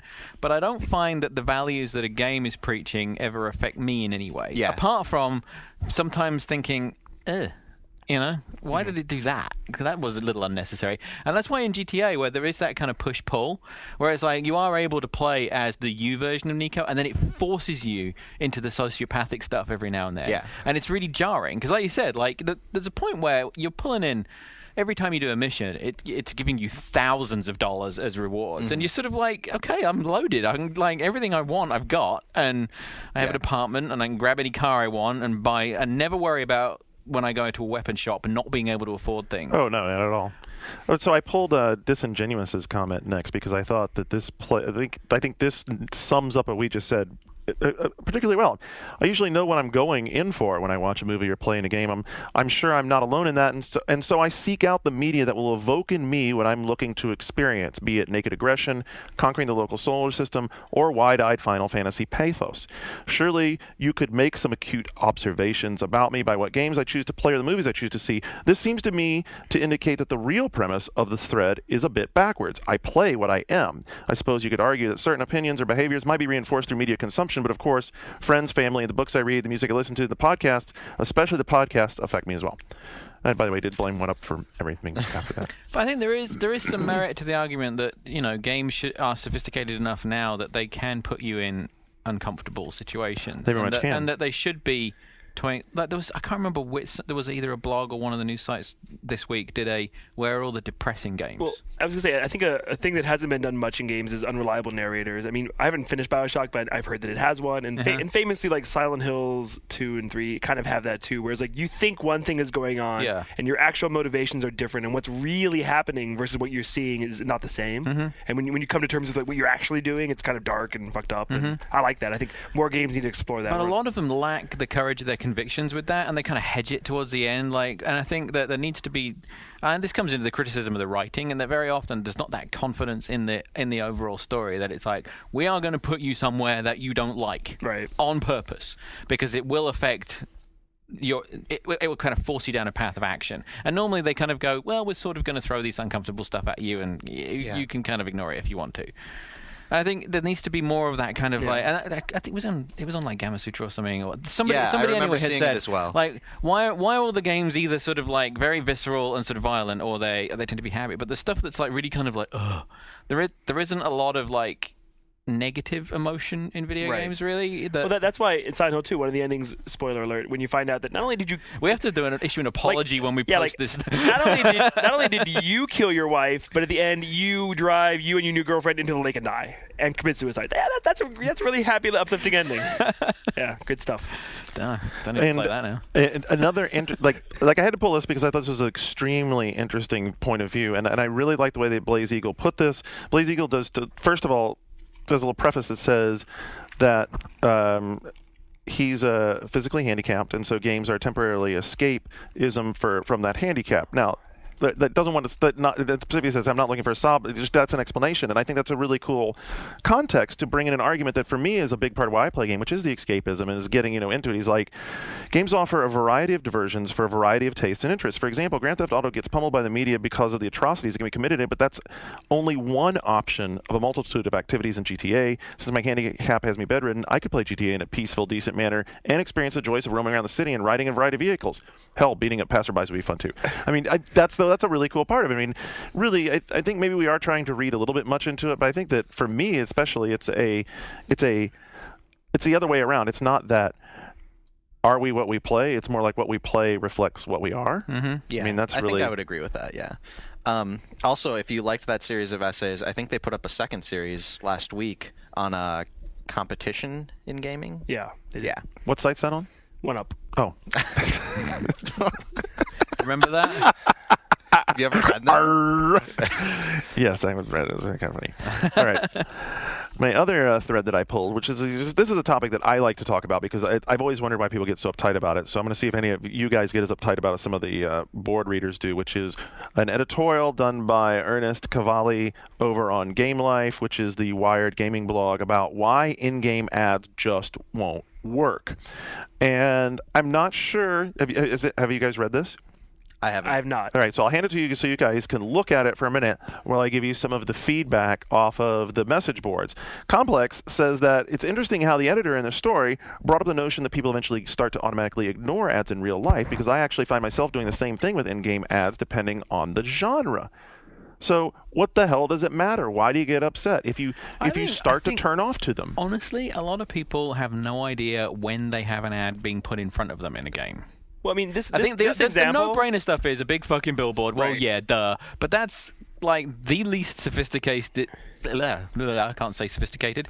The least sophisticated method of advertising in a game. That's right. The tight like brand integration stuff. I mean, like Sony Ericsson in Splinter Cell and Nokia in whatever Right. the fuck. I mean, there's a lot of games now when your cell phone is a real cell phone that's Right. being marketed to you, and, Yeah. I think and that's most people, fine. It's fine, and a lot of people don't notice, and the cell phone company are paying a lot of money for that. Right. Yeah, and like a game like Metal Gear, like a lot of their in-game advertising still hasn't been revealed. But when you play through it, there's a lot of real-world products in Metal Gear Solid 4, but they don't feel forced in and stupid. They feel kind of cool. And it makes the world seem more like real, as opposed to like everything being pretend. I mean, like I like the pretend nature of GTA because it's kind of the whole thing is set up as pretend. But if the conceit of the game is this is like the real future, then a dude wearing Adidas sneakers kind of makes sense. Yeah, and like billboards on the side of a racing game are fine. I mean, the problem will get if it starts being where like Godzilla the movie, the product placement is in your face, and like a giant truck of Bumblebee tuna falls on you, and like it just that happens in that movie. If it starts being like, at the end of this level of GTA, you smash into a 7-Eleven, like that kind of thing. If it's in your face, but as long as it's realistic in the world of the game, I see no problem with it. Yeah, I think Complex would he wrapped up instead of agreeing. Basically, he says, if I'm in a war-torn space colony, the sight of Axe body spray is only counterintuitive to the rest of the environment that's setting my experience. Does that ever really happen? Everyone jokes about No, it. it hasn't really. It never happened. Mass Effect is not an Axe body spray scene. It does seem like we as gamers are concerned that that's going to happen, but it actually hasn't. Why? It hasn't because really we're yet. uptight, cynical assholes that complain about everything. That's why. Like everything that comes along is like, and it's like, oh no, I don't like that, and it's like, well, you've not seen it. Well, I hate it. I hate the idea of a billboard in a game. It's like Need for Speed, whatever, Carbon or whatever, had like $10 million worth of advertising in it. And it's like I watch a lot of television, and reality television is just ads now. Like Top Chef. Top Chef is all ads, but like American Idol, they're sitting at a Ford wheel, they're drinking, Coke glasses. Like it's everything. I was just thinking about Top Chef in the way that like they always zoom in when they go into the kitchen. They always zoom in on the logo of the ovens. Well, and the Gladware family of products, they bring you everything. Like but Wow, successful advertising confirmed. it's everywhere, and it's only going to get worse. This needs Kerning pretty much summed the same thing up. He said, gamers are hypocrites. You say you want immersion and realism in your games, but we speak against in-game advertising. Ads are everywhere you go in real life. This is about as immersive as you're going to get. So bend over and take it. That's what you ask for, immersive ass raping. Wow. It's a little I didn't ask for that. Yeah. Yes, you did. Immersive ass raping. Well, that guy had a font-related name. Those guys are usually really uptight. People who are really into fonts. Anything that's anything to do with kerning. Go back and watch Helvetica again, dude. Yeah. Wow. All right. And with moving that, on to news. Philip now takes the Wow. news helm, thank God, because the best part about that is that means now I get to stand back and make fun of all Let's you just guys. drink our zombies. Yeah, drink the zombies. All right. Cheers. I guess I'm going to start off this week with the biggest story of the week, which of course is Itagaki. We already mentioned it. Tomonobu Itagaki he has left, I guess. I Team thought Ninja. July 1st was. Oh yeah, you're right. July 1st. He's there That's what through they've July said. 1st. I'm sure he's working real hard between now and then. I think so. There's some secretaries still around that he hasn't harassed. Oh. Wow. Ouch. Ouch. Not only leaving. This dude is litigious. You want to watch it? Yeah. Exactly. Not only Allegedly. leaving Team Ninja, also suing Tecmo. He says he filed a complaint in Tokyo District Court against Tecmo for unpaid completion bonuses and against the president of Tecmo, Yoshimi Yasuda, for such unlawful acts as unreasonable and disingenuous statements made toward me, claiming damages in total of 148 million yen. What's that in dollars? A lot. Enough. I got a question. Are any of you guys $1.4 million? Okay. Are any of you guys big Tecmo guys? Because is this a new Tecmo president? I'm really curious. It is. He's Why would he fairly new. cross Yeah. the guy? According to Milky, who knows a lot about this, this is a new leadership, and like he and Itagaki don't see eye to eye. Why? I don't get it. And I mean, if you know anything about Japanese game development, it is a sweatshop, and I can believe that Itagaki is owed these bonuses and Absolutely. was not paid them. Oh, I don't doubt it at all. I mean, stiffing him on the bonus. Yeah. I mean, especially in the sort of society of Japan, that is it's more more than just stiffing him on the bonus financially. It is a huge, huge disrespect. I mean, game development in Japan is a thankless job, but a lot of the creators don't get the recognition they deserve. But then at the Itagaki end of it, it's basically like slapping him in the face, right? Yeah. Well, Itagaki actually says that Yasuda told him, if you're dissatisfied with the decision not to pay the bonuses, either quit the company or sue it. And he did both. Yeah. But he also did this. The big news is that, I mean, he announced this the evening before Ninja Gaiden 2's release. Right. Like, well, literally it's 10 kind o'clock. Of good it's kind of good marketing in a way. A little bit. Well, It's not like he's going to see a bonus from it. But it hurt Tecmo's stock. But we mentioned this in the story. There have been rumors that Itagaki, in addition to this, that he's one of the reasons he dislikes Yasuda is that Yasuda is more concerned about making money than making the game's quality. And specifically, recently he had comments saying that he didn't like the PS3 port of Ninja Gaiden at all, and that he wasn't behind that, and also that a PS3 port of Ninja Gaiden 2 would be the worst thing ever that Tecmo could do. Well, and he even tried to like Yasuda even was suggesting that there should be a port of a 360 port of Sigma, which was already itself a report of Black. Again, that's the rumor, unconfirmed, but that's what we've been hearing. But regardless, losing Itagaki is a huge blow for Tecmo. It's a big deal. Look forward to Tokobatu. And that's about it. Well, don't they have the horse racing game? Well, here's Tecmo's response, actually. Gallop Racer. Tecmo Bowl. Tecmo did respond to this, and they don't think it's such a big deal. They said the legal complaint is in regards to a claim to an incentive bonus linked to a past project, and they're going to let the court decide the outcome of the case. They're not going to say anything. Makes sense. But they wanted to assure its loyal fans that Team Ninja, known for its top-selling and critically acclaimed Ninja Gaiden and Dead or Alive franchises, is intact, and as a matter of fact, has several new projects already underway. Do you think any of them will be a sequel, or do you think they'll do something new? I think they'll continue doing sequels for DOA and Ninja Gaiden. I'm sure they're going to do. But, I mean, I don't know that that's what they're working on now. They could be doing something else. So how about this for a crazy twist?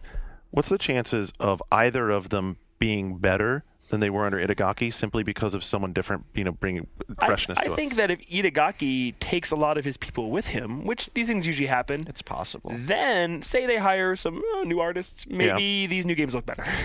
And we don't know what Itagaki's working on, but he did say also, again, in the same interview where he critiqued Ninja Gaiden Sigma, he said that his next project is going to be a new franchise that hasn't been done before, and it's going to be an action game again, and it's going to be very violent again. Dude, there was the rumor of a World War II Pacific shooter from the perspective of the Japanese. That would be would be mind-blowingly the other thing off is, the wall. This has caused tons of speculation, like where will he go? Will he form his own thing, or will he go to Platinum Games? Will he go to Sega? Will he go to Capcom? Will he go work on Tekken? Wouldn't that be funny? Who knows? We'll find out soon. Whoa. But it's possible if he is doing this violent action game, it's possible that could end up coming out around the same time as a Ninja Gaiden 3, and those two could end up competing, which would be really interesting. That would be that would be cool. But it's a big shakeup. It is a big shakeup. And speaking of controversy, the Resident Evil 4 racism claims came up once again this week. Resident Evil 5. 5, sorry. We had the game producer Jun Takuichi talking to Kotaku, said that the controversy didn't have any effect on the game design. They basically said, we're not going to be changing the game because of people getting upset. But they said, we didn't set out to make a racist game or a political statement, and we felt there was a misunderstanding about the initial I think that's trailer. a very pleasant and eloquent way of saying that. However, go look at what was shown last year. Go look at what's shown this year, and you can tell me as many times as, we saw all those white and brown people and tan people. We just forgot to put them in last year. Yeah. They were hiding behind the hut. Yeah, I think that the controversy did spark that change. I really do. I think I probably agree with you. They also talked about the new partner that was unveiled in the trailer. She's pretty sexy. Yeah, well, Who the hell is she going to be new? Because I think so. She's all new. She's got to be all new. She can't be Jill because he would have known Jill. Can we not get into Resident Evil lore again? Thank you. Well, once again, Takuichi said that the new partner was not introduced because of the controversy. They said, we wanted Chris to have a partner who was familiar with the environment, so she's been in there since pretty much the beginning. Okay. So there we go. Cool. We, again, mentioned this earlier. Getaway and 8 Days have been canceled. Which is a big bummer. It's a little bit sad for some people. Because the Getaway sucked. The Getaway 2 sucked. Getaway had problems. I don't know if I would say it sucked, but it definitely had problems that they would have needed to fix. Yeah. But both of them, we haven't even seen anything about 8 Days for not since 2005. Yeah, exactly. They said they were ceasing development immediately due to redistribution of resources and budget. It was made following an internal review of all games. They said it was deemed that with the incredibly strong list of exclusive first-party titles coming up both this year and in the near future, resources should be reallocated. But it's like, both the games that Sony London was working on for the last 3 years are both canceled. Yeah, I hope that Team Soho can actually find the right project to highlight their skills, because if you look at the thing about Getaway that I got frustrated about was that you could see like the diamond in the rough sort of thing. Like you could see like there's a lot of skilled people working on it. It just didn't quite come together. But I wouldn't be surprised if all the talent started working for, I don't know, Atari, maybe, in the not too distant future. I mean, they were Phil's boys. I mean, like it was the Getaway, more than a game, was a big technology demo. It was always a big technology. It was on the PS2 and it was going to be on the PS3. And it was like, Phil's studio. It was the closest to the Sony head office in Europe, and it was like push the PS3, show what it can do, and now these things have been closed down. I would imagine all the talent's going to leave. Do you guys? Yeah, I was going to say, do you guys think this team is in danger? Yeah. I mean, do you think? I wouldn't be too quick to count them all out of the game. I mean, it's not like Sony. I think the leads particularly the leads on the Getaway. I wouldn't be shocked at all if they turned up in Atari within the next 6 months. The lead of Getaway 1 already left. He's doing LA Noire. Yeah. But we know that Sony is taking people from teams and putting them on other games to help out already. So, what other games do you think they're reallocating them to? Because that's what they mentioned. Well, we know that people from Sony Cambridge are working on Killzone 2 right now. So maybe they'll put some more people from there on that. Okay. Yeah. Well, in slightly happier Sony news, Insomniac is opening a second studio near Epic. Yeah, that's right. They are going to the Research Triangle area in North Carolina. Really? They're going to open the studio. I totally missed this one. Yeah, they're going to try. The goal is to have the studio running by January 2009. Chad Desern, who is currently Insomniac's art director, is going to lead the studio. Sean McCabe is going to be their production director, and it's going to have 25 to 30 new hires. And it says they're going to focus on both current and new intellectual properties. Also in the, as you mentioned, the North Carolina area, we have Epic there. Electronic Arts has a studio there, and also Red Storm Entertainment, who I believe is owned by Ubisoft. Yeah. Go Insomniac, go. Yeah, I mean, this is, to me, I'm a huge Insomniac fan, so I think this is really exciting news. 2 games a year from them now? Exactly. We've got basically one really solid game guaranteed from them every year, so maybe this will mean 2. If they can kick off another studio of the same caliber. Exactly. That's the question. This is also a move to assert their independence, and that we'll be seeing products on other platforms from them. I was wondering that as well, but we'll see. Particularly with, who they can poach from in that neighborhood. I thought the Unreal Engine was never going to run on Wii. Wow. All right. Over at, I can fall right into the Luke role, so no problem. Yeah. Over at Valve, we have the announcement of the next Team Fortress 2 class that's going to get their big update, which is the Pyro. Medic was the first one to get this, where you have to unlock all these new achievements, and then you get new weapons, and now the Pyro is going to be getting it, which means when this update comes out, which they haven't said when yet, and they haven't announced any of the weapons or achievements yet, but when it comes out, you're going to see whole maps with just flames everywhere. Yeah, that's what Sean was talking. It was people farming to get that stuff. It won't be long. I think there still are. I mean, Doug Lombardi at Valve basically told us that the big hurdle for them was the technology of and game design background of figuring out how to do these upgrade systems. And once they had them in place, they'd be able to very quickly do the other character classes. Hopefully that's true. Do you guys have any good ideas for what the new pyro weapon should be? A giant flaming dragon that you ride. That would be amazing.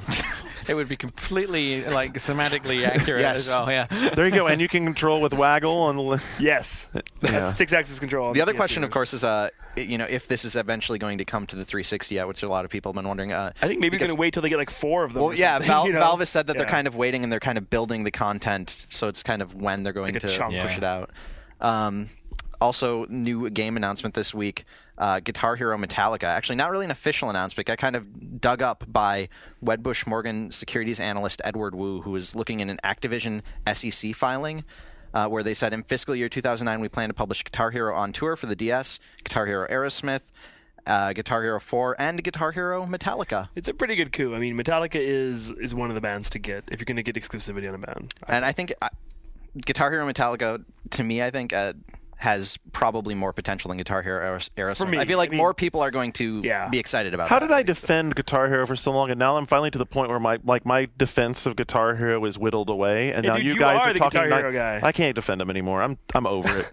I'm so over it. It's like, guys, stop making new little niche brands. Like, did you read the thing about how evidently DLC... I was just going to mention that, yeah. DLC for Guitar Hero 3 Legends of Rock is not going to be compatible with Guitar Hero Aerosmith. I mean, why? It's the same code base. You are being nickeled and dimed. Yeah. It should be the Guitar Hero platform. Yeah. And they haven't said yet whether or not DLC will be compatible with Guitar Hero 4. I actually just emailed them earlier. I'm guessing no. But I'm guessing no. It's called Guitar Hero World Tour, I believe. I mean, really, World Tour. When I suggested a couple of podcasts back that Apple should look into this, like I had a bunch of people private message me like, you should actually talk to Apple about that. Fine. You know what? If anyone knows how I can get in touch with somebody who's doing Apple development, just get a hold of me. We'll sit down. We'll talk it all out. We'll figure it all out, and we'll beat both these guys at their game because it's dumb. Ultimately, I'm hoping this will be what the difference between the Rock Band franchise and the Guitar Hero franchise. And that Rock Band, from day one, they've used words like platform to describe it. And I think if they ever do themed packs, it's just you're just buying the collection.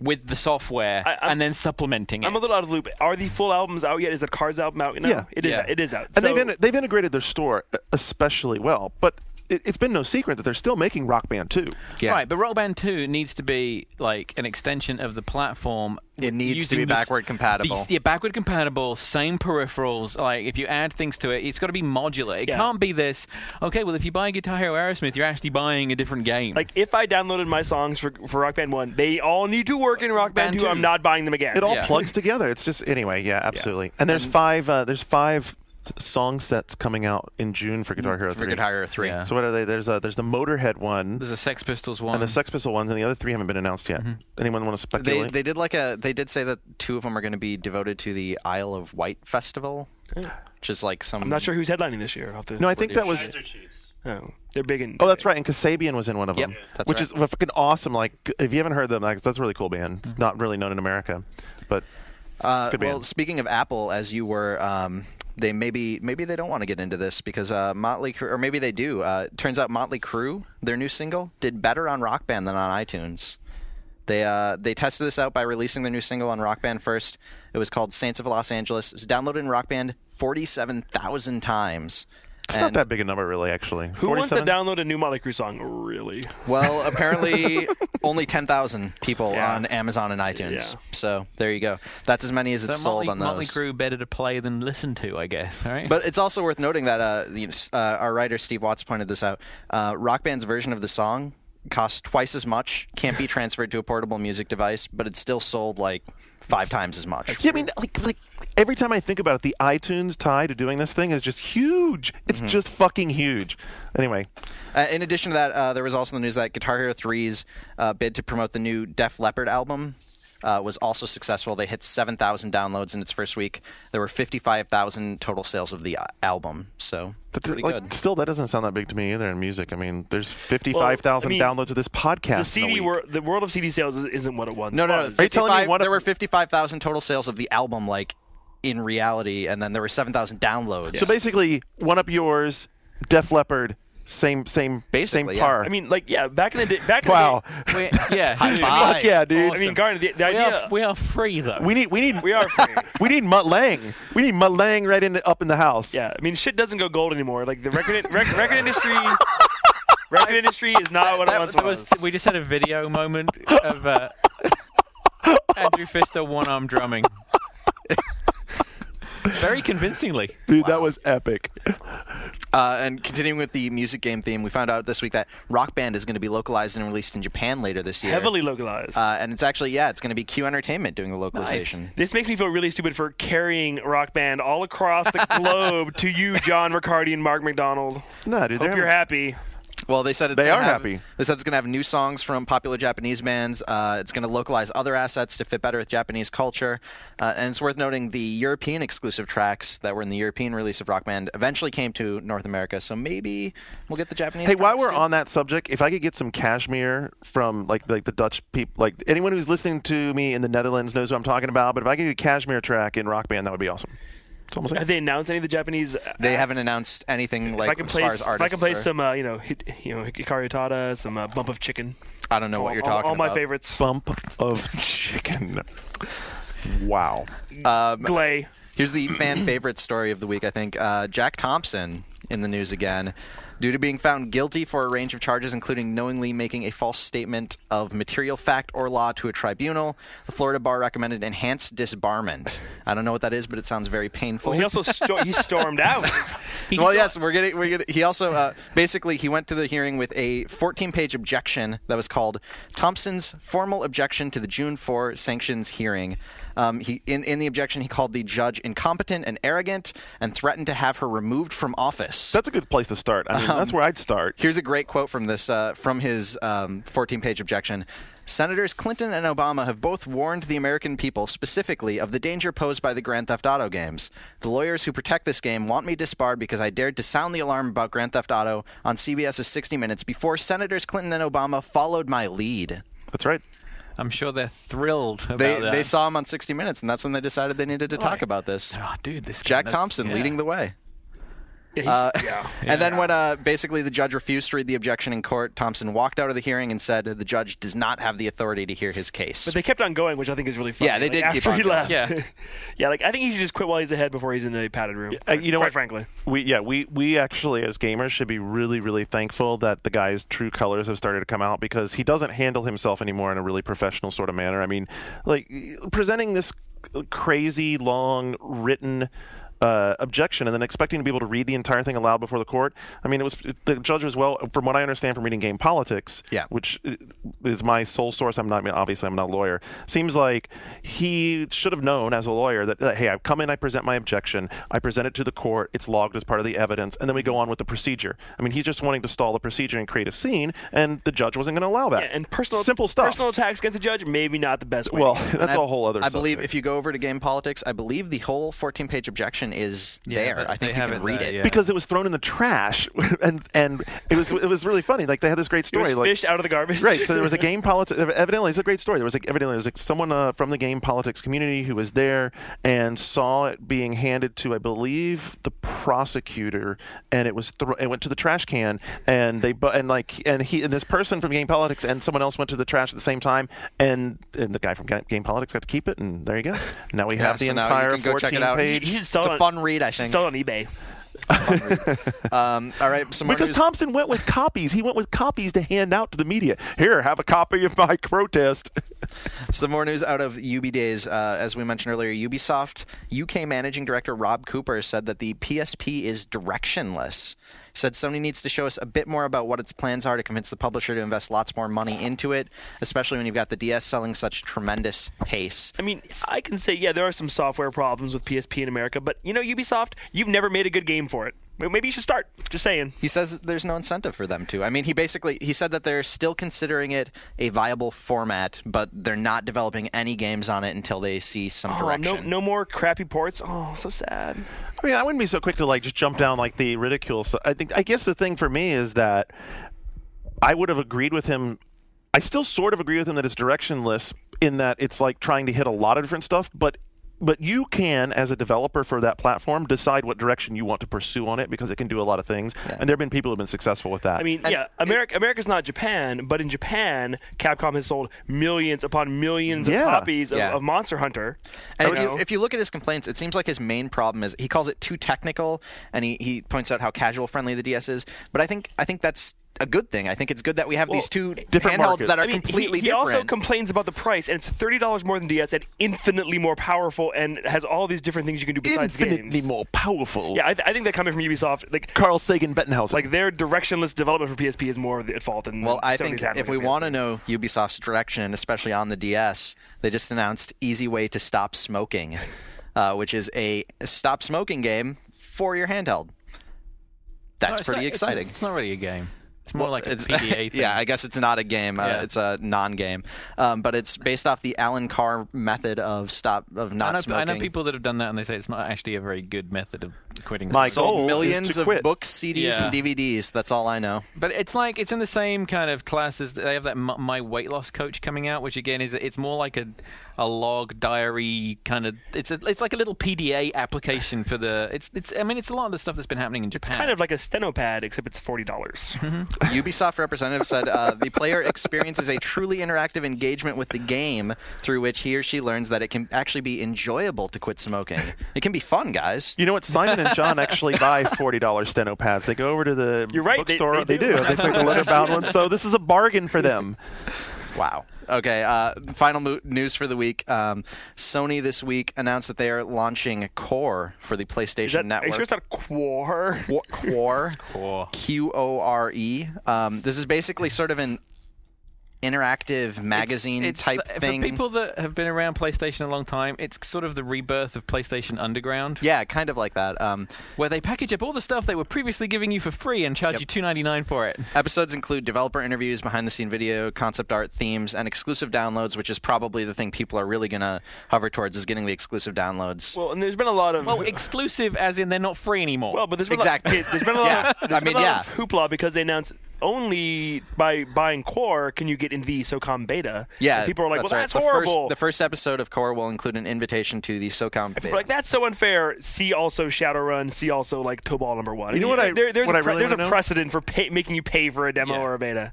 What I really want to know is whether Veronica will still play GTA 4 with me on 360. Is she full time on it, or is she just doing the demo for it? I think it's an odd because it's like you pay for it and it's got advertising in it, and they're packaging up content that they were previously giving you. I noticed right away. I got to go see it early this week, and when they were showing me the demo, it starts off with a 6-minute preview of Hulk, and they're like, "Oh, but you can skip right past this," and I'm like, "Oh, that's cool. So can you skip past all the advertising?" They're like, "Oh, no, not so much." No. Every time you click on a game, like you have a menu with all the games that they're talking about this episode, and every time you click on one, you've got to watch a 15 to 30 second ad, and they're like, "But we're targeting the ads towards our people, the people who are going to be downloading it, so we think that they'll like them." It's like, what is it, 1998? I mean, like, have you not noticed what's going on the internet these days? It's like, for a start, all the content's going to get ripped and put on YouTube, and everyone's just going to bitch and moan about the demos. I mean, it's like, it'll be free in 6 months. And they want you, and $2.99 is the offer price, like for an, isn't it? It's like $25. It's $2.99 for each episode, or you can pay $25 for a 13-episode subscription, which includes a copy of Calling All Cars. If you haven't picked that up yet, $5 value. I think it's an unusual. That's way, random. It's an unusual Yeah, way I of know. trying to get money out of consumers when they should be focusing on making people buy the damn box. It's like, why are you, like, you've already got a limited audience. Why are you now hiding all the cool shit behind another door? it's going to connect to home some way. That's exciting. It just So does a garage. it seems like hopelessly out of touch with the audience. Hey, John, when you were running official PlayStation Magazine, did they ever give you any feedback on how well PlayStation Underground did? Was it actually a competitor to you? Was it synergy? Well, no, was there some and synergy there? How did it we work? would work together, but I mean, you have to remember then that buying something that was physically produced was the only way to get demos. Right. And the stuff wasn't not that way available anymore. online. It wasn't through the device. It was like now it's like trying to force like old school buy the media like approach to something that's available online. It's like, it just seems like unless the editorial content is really valuable and interesting, right. I'm not sure what the purpose of it And is. it's like, and you've got PlayStation Official Magazine from Future, and they're producing some of the editorial, or they're consulting on some of the editorial, and in a way competing with themselves because it's just all like. It just strikes me as like right now they need to be giving PlayStation owners every reason they can possibly think of to love PlayStation and not charging them for it. I think unless they continue to incentivize it with betas. Well, yeah, I think that. I think that's the only thing. I think that's the only thing going for it. I don't think it's going to be a lot of betas. I think it's going to be exclusive demos. Which is good. Kind of bullshit, Yeah. But if it's like join, but but if it's join the club to get invited to if the exclusivity is get in on the betas and the pre-screening is that you're prepared to pay $25 to get in the club, that's one thing. But like if you want to play the Killzone demo, you got to pay for it. Well, I mean, the precedent here is OXM having exclusive demos you can't get on Xbox Live, and it's the same company, Future, who's doing this. And I think that has something to do with it here. I mean, do you think that this sort of? But I mean, don't get it. This is a Sony thing. It's not a Future. Is just helping with some of the content. That the initiative is this is PlayStation Underground 2. It is definitely. Really. Yeah. And that wasn't that $10 a month though? Well, it was $10, but it was every quarter. Oh, it was quarterly. But it was at a time where, like, you know, you had the official PlayStation magazine and you had Underground, and they were the only ways to get this stuff. The videos weren't online, the demos weren't available. But there has been the way. Same controversy when OXM gets exclusive demos. They're like, why put it in a magazine in a bag when I have Xbox Live? It's punishing the people who are paying for Xbox Live. Exactly. You can't get these demos, and we're seeing the same thing. The Sony's doing the same thing. Yeah, I was just going to say this sort of. It just shows so much for Sony saying we don't want to have a pay service for online, because it's basically what this is. It just seems really out of touch with the way things are these days, and it's sharp contrast to Microsoft Live. I mean, you can turn on your Xbox Live right now, and they have the video magazine that's up there all the time with the guys talking about like what games are out. They're doing behind the scenes stuff. They've had Channel 10 for forever. And I think it is begging for people to rip it and YouTube it. I mean, it's like, that's the sad thing about it is that, and that's but that should be what you want to have happen. Right. You should be wanting to have it. But instead, it's going to be adversarial from day John, one. you can't rip the SOCOM beta. And look at the people who are willing to spend the money. But how many of those are there going to be? I mean, I don't know. But if 5,000 people I know that do when I walked into the office and told Nick Sutner about it, he was like, SOCOM beta, I'll pay for it, whatever. Right. I mean, but if people bought Shadowrun for Halo. Nick's young and stupid. But people bought Shadowrun for Halo. I know, do you forget? But that's not how this isn't being positioned as a join the club to be invited to all the betas. Right. It's join the club to get exclusive videos and demos that we were previously giving to you. Yeah. And it's like, I think it just needs, if it was said like this is the only way you're going to get on the beta, then I think fine, everyone would like fall in and be like, I think that's what they should do. It's what they this should is their be plan. Doing. Yeah. It just seems it's saying. So they should be cutting people off and making them pay for this stuff. To get on I don't think asking for an added level of engagement to get in on a beta, it's inevitable. I think across the board. Why is it inevitable? Because there's a precedent for it. Because betas are treated like free demos. Like all of us do it. You get in on a beta because you want to play the game early, and it's like an opportunity to charge people that isn't being taken advantage of. Why aren't you calling them betas? Because he's not British anymore. He's been here for 10 fucking years, okay? He can't pull the shit off anymore. He goes home, people make fun of him. Back to what we were talking about, because that's counter to the whole idea of what you should be doing with your beta.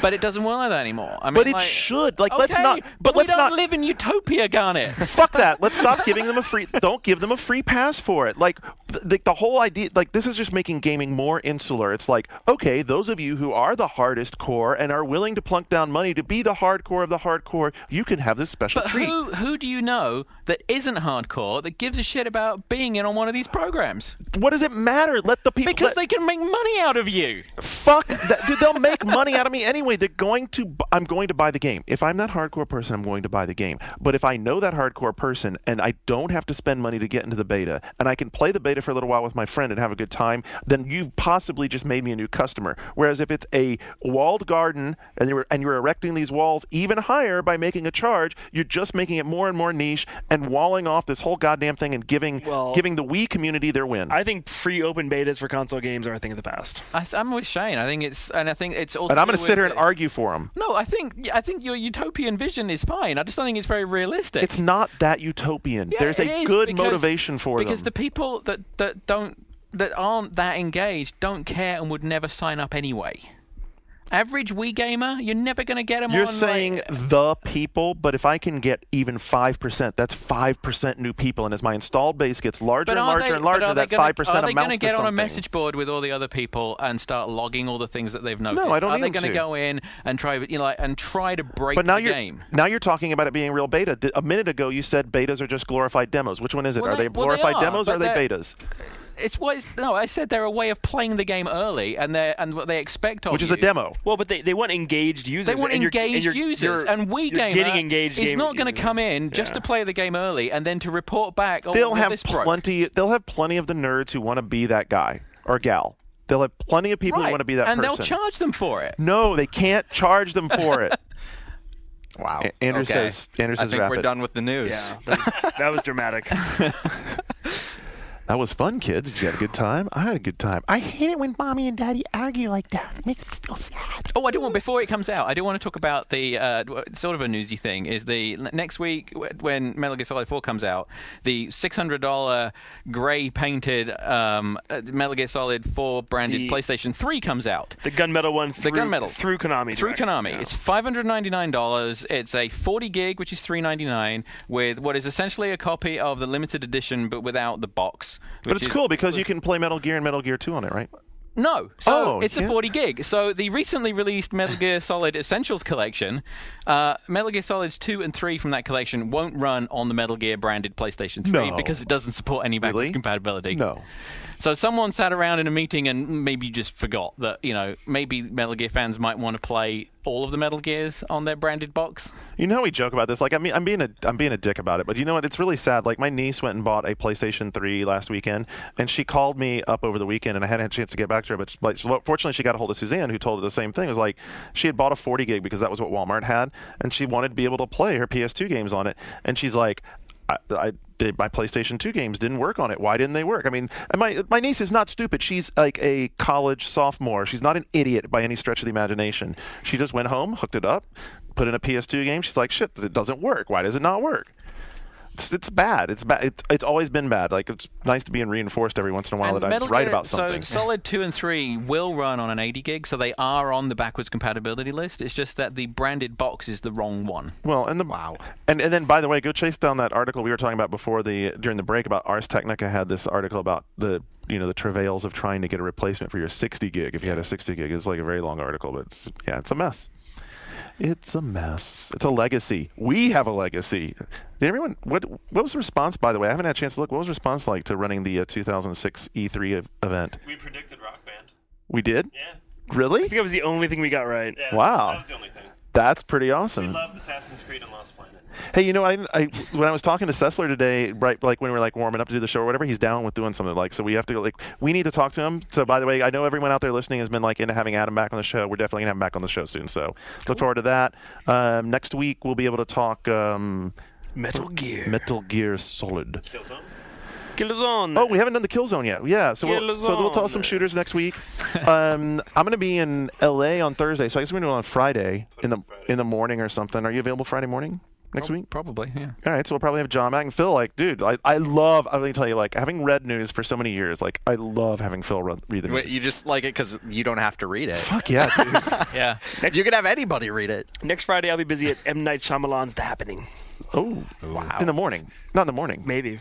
Anyway, so there you go. Boards.oneup.com. That's where to catch us. Adam. Who the hell is Adam? My brother. Adam. Hey, do you have a brother named Adam? Yes. Really? Getting married this summer. He was our sweetly retarded intern years ago. Andrew Pfister. not your brother. His brother's... Skip's brother's a fucking FBI agent. Don't fuck with him. It's like some numbers shit right there. Andrew Pfister taking the third chair next week. Until then, this is Garnet for Andrew, Shane, Philip, and John. Thank you very much. Until next week, we are Ghosts.